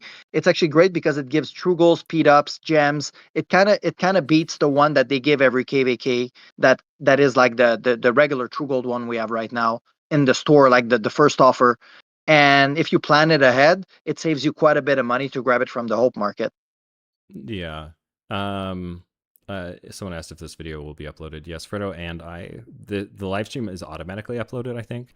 But I know Fredo will upload it as well. So we'll I'm still recording. I'm gonna have to go in about 10-15 minutes. So okay. That's what I have left. Okay. Well, we can end it there, and we can do it again next week too.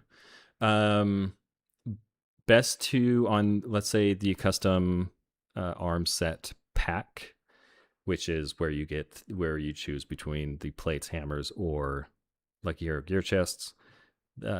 Best to pick the Lucky Hero gear chests or plates during that pack. Yeah. It really depends, though. If you're like, first of all, if you're a joiner and you're talking to me right now about that pack, I'm gonna slap you.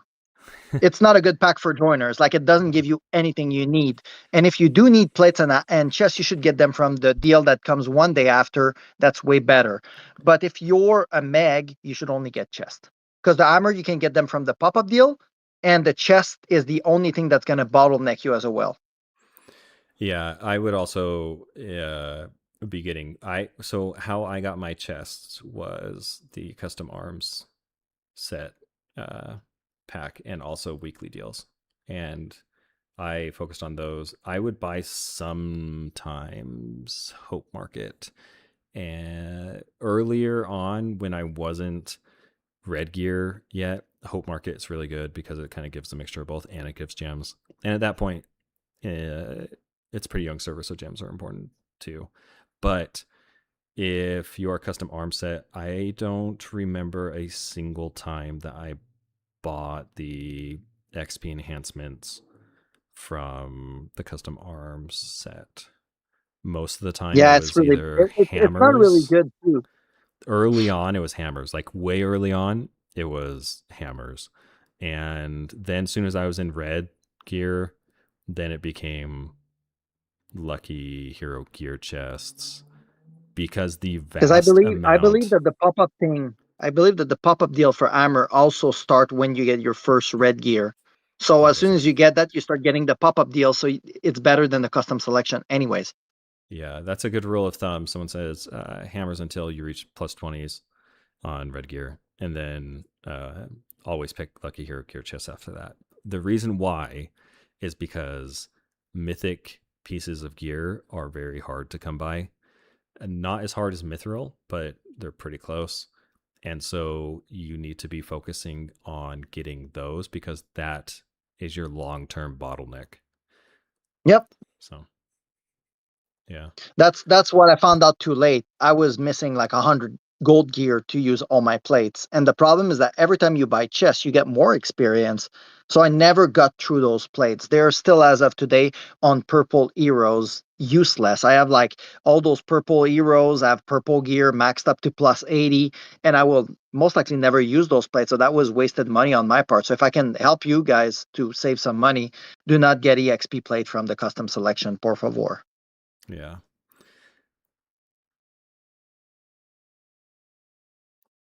Someone said, same person that was talking about the hero gear is, I don't know when they're talking about this, but to remove your hero gear before the system snapshots your power.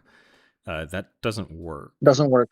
Yeah. No. You know why? Because they factor your power inside your bag. So your pieces of gear, when you put them, you see that your power instantly go up. So it's easy for them to know how much power the piece of gear has. If you literally go on your heroes and click on the piece of gear, it literally tells you how much power the piece provides. So even if it's in your bag, the only thing that might work, and that was my theory, was earlier in the server, you could reforge anything that was not red.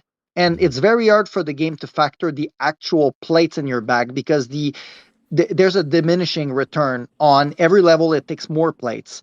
So I had a theory that you could reforge those plus 100 down to 0, and it would help lowering your total hero power because they would see the gear in your bag and the value of the gear would be less high. But once they're red, it doesn't matter. Don't lose arena. Just roll with it. Yeah. Openings 5K gear chests and getting 105 pieces is actually really good. That's well above average. That is that's ridiculous. I don't believe it. No, I don't believe it. That's like 2 point something. Whoever said that, I need a screenshot. It's not true. I'm getting the best I ever got opening 100 per 100 was 1.7 per 100. And I did multiple openings. The worst one was 1.3, and they pretty much all average 1.5. Yeah. Per 100. Yeah. It's just a huge investment once you're in reds and going for plus breakpoints or imbuement breakpoints. I know you have to go soon and we'll end it soon, but someone asked if we have any tricks to get a more favorable matchup for KVK. That's the best question ever. I saw the formula, so I some group farmed the actual formula, so we cannot really know if it's true or not. But it was in simplified Chinese, so multiple things. I can tell you what they're factoring, but that's pretty much all the info we have. So there's one thing called war economy, which I believe would be the bags / the top ups total, or I don't know what they're using. And there's the war value of your top 100, top 10, and top 1. War value, I believe, is the number you see in Swordland. So I don't know if you ever noticed, but even if you unequip all your gear, your Swordland numbers will never go down because it does factor what's inside your bag. So you can remove you test it next time you do Swordland. Remove all your gear and check your number. It won't move. And then buff and go check your number will go up. So it does factor whatever is inside your bag. So I think that the war value is that actual value that you see beside your name when you do Swordland. It's like the value you have on the battlefield. So they use that for the top 100, the top 10, and the top 1. And they all seem to be in different brackets. So they all have different weights in the equation. So you can probably, if you're able to have multiple people pushing at the same time, it might be giving you more favorable matchup than having a very top heavy, because the top heavy will equate into having a bigger impact in the top equation. And then the value, I have no idea what it means. And then there's also, they factor the gem, the season, and the active counts, and another thing too. But yeah, it's there's no real way to trick matchmaking, sadly. I would say just focus on balancing your server and try to build around people that have the same ideas than you, and you're gonna have some good experience in that server if everyone plays the same way, I think. Yeah, the best way to manipulate the KVK matchmaking is pretty simple, is don't spend anything until KVK prep. There you go. Hey, can you write to a buddy of mine in my server? I can link you in game if you want. Yeah, I'll preach that until this game dies. Yeah.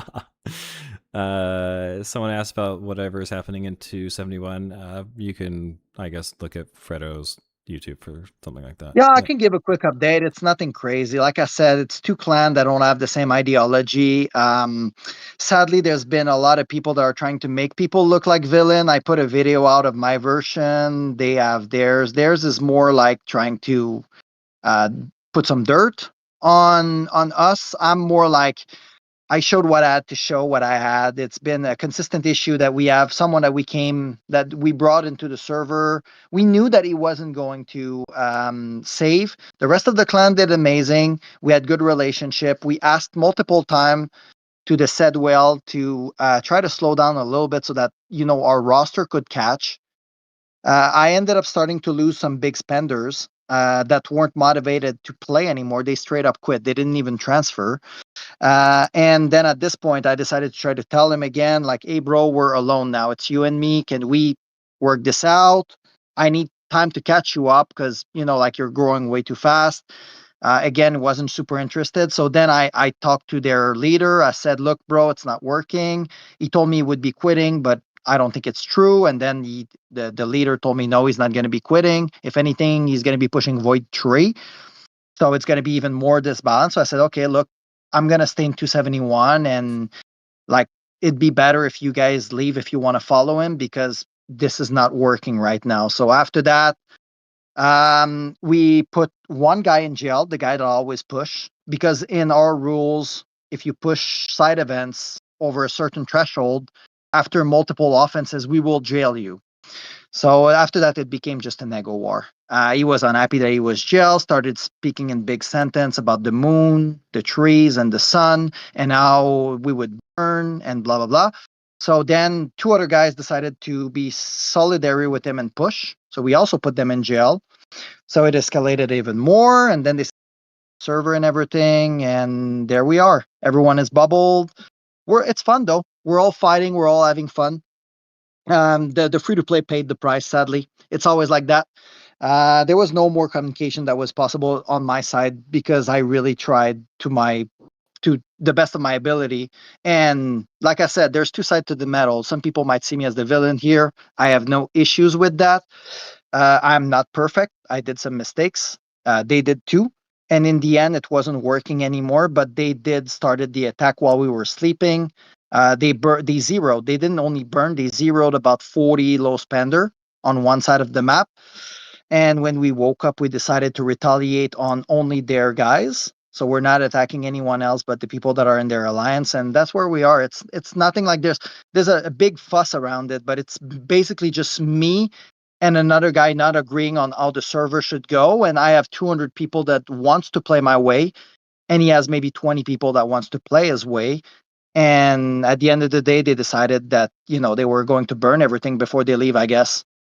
Because I am pretty confident that we can stay here and rebuild. But yeah, it's all just like I told everyone, just stop looking at the world chat. It's not worth it. Just focus on your game, stay bubbled, and in 10 days it'll all be over. Sure. What are the chances you hit Void Star 2? None. I'm not even close, guys. I'm not even close. I'm a good spender, and we had another guy that was a good spender. But just to put you into perspective, the other guy, which I'm not gonna put his name out because the goal is not people writing him 8 message or anything. He's like at 125 million top ups, so he's like 250,000 into the game. I believe. Let me go check right now. I'm on my screen. People will actually see it on the upload. I am at 47.8 million. So he almost triple spammed me right now. It's just not sustainable. Like I'm trying, and it's easier to move 20 people than 200. So I was trying to ask him, but then like it's I understand his point. They moved here, they told us he wasn't saving, but then we also didn't know that he would spend like $59,000 in a single month. So it's kind of like both parties have done bad stuff, I believe. And I don't foresee that it's going to. I don't think that they'll ever agree with the way I see the game, and I don't think that I will ever agree with the way they see the game. From their perspective, I'm jealous of him. Well, all I want to do is not face Angela and SR and Clyde every KVK, because these are not in my bracket in terms of matchmaking. But I guess for now, that's just what we do. So we decided to throw this specific KVK. Everyone in the server is not playing, so we're not doing prep. We were 12-0 in prep, so it does hurt us to lose prep. Like we were really proud of our server and what we did with prep. We were really good team effort, and I did amazing too. They contributed to that. Like that's something that I think people need to remember. We were all friends 7 days ago, and and now we're gonna lose the prep record. We're gonna lose we're gonna be invaded for the first time, and then we're hoping that they go away and we get to rebuild our home.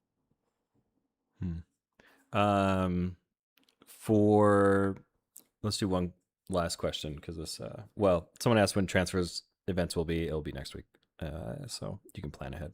Yeah, it's starting Sunday, right after the castle. I think right at reset it starts. Yeah. So last question here: if you had to concentrate on a specific upgrade, what would be most important? is it most important for hero gear, Gov Gear, or charms, and what order of importance are they? I'd say it's a balance, because at some point you will get so high on one that putting $5 on the other will give you more stats. Like Lost said earlier, I think you want to look at how much stats per dollar you're getting every time you spend money. Yeah, if all is equal, I would do hero gear, charms, and then Gov Gear. If I had I would do pets.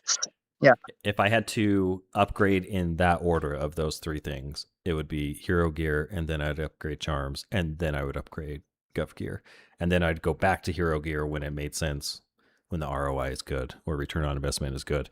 I would go back to hero gear, charms, Gov Gear. That's what I would look at stat wise. And keep neglecting those poor pets.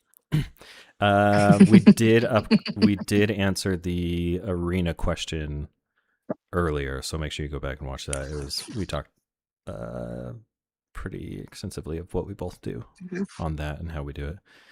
Anyways, I think that will be it. I know you got to go. I have to go as well. Yep, I'm gonna wrap up. I took an extra 5, so thank you again, Lost. If you guys want to do it again, just it'll be my pleasure. I think it was pretty fun and informative for everybody.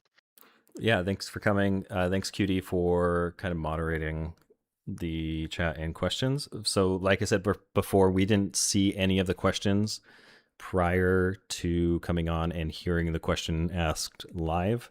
So you get our raw feedback on what we think rather than a structured answer that we could just like read off or something. So we'll be doing it again probably next week. So if you have more questions, even if they're similar questions, we can always answer similarly. Or that's the beauty of it. We have some moderator that can actually cycle more questions, so we can actually put in the description of each talks what we covered, so people can go back and use them as resources.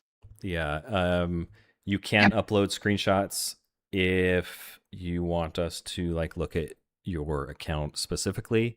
I would love to get to a point where Fredo and I are not agreeing on how to do something in the game. Everything. Yeah.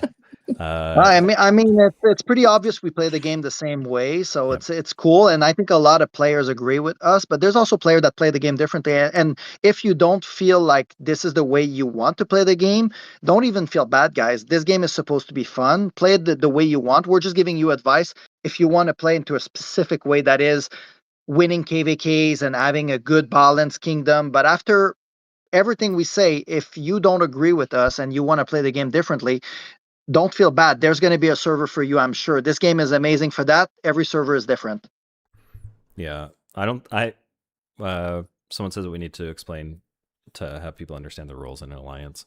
I think I try to do that as much as possible, but yeah.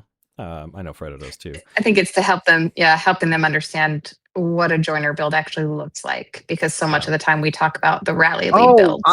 I could literally prepare this for next time. That's not hard, because I do have one of my buddy that plays with his permission, the account that is specifically, he was an old VIP 12. He stopped spending completely, so his true gold was at 0 when he stopped spending, and now we've been building him one troop type.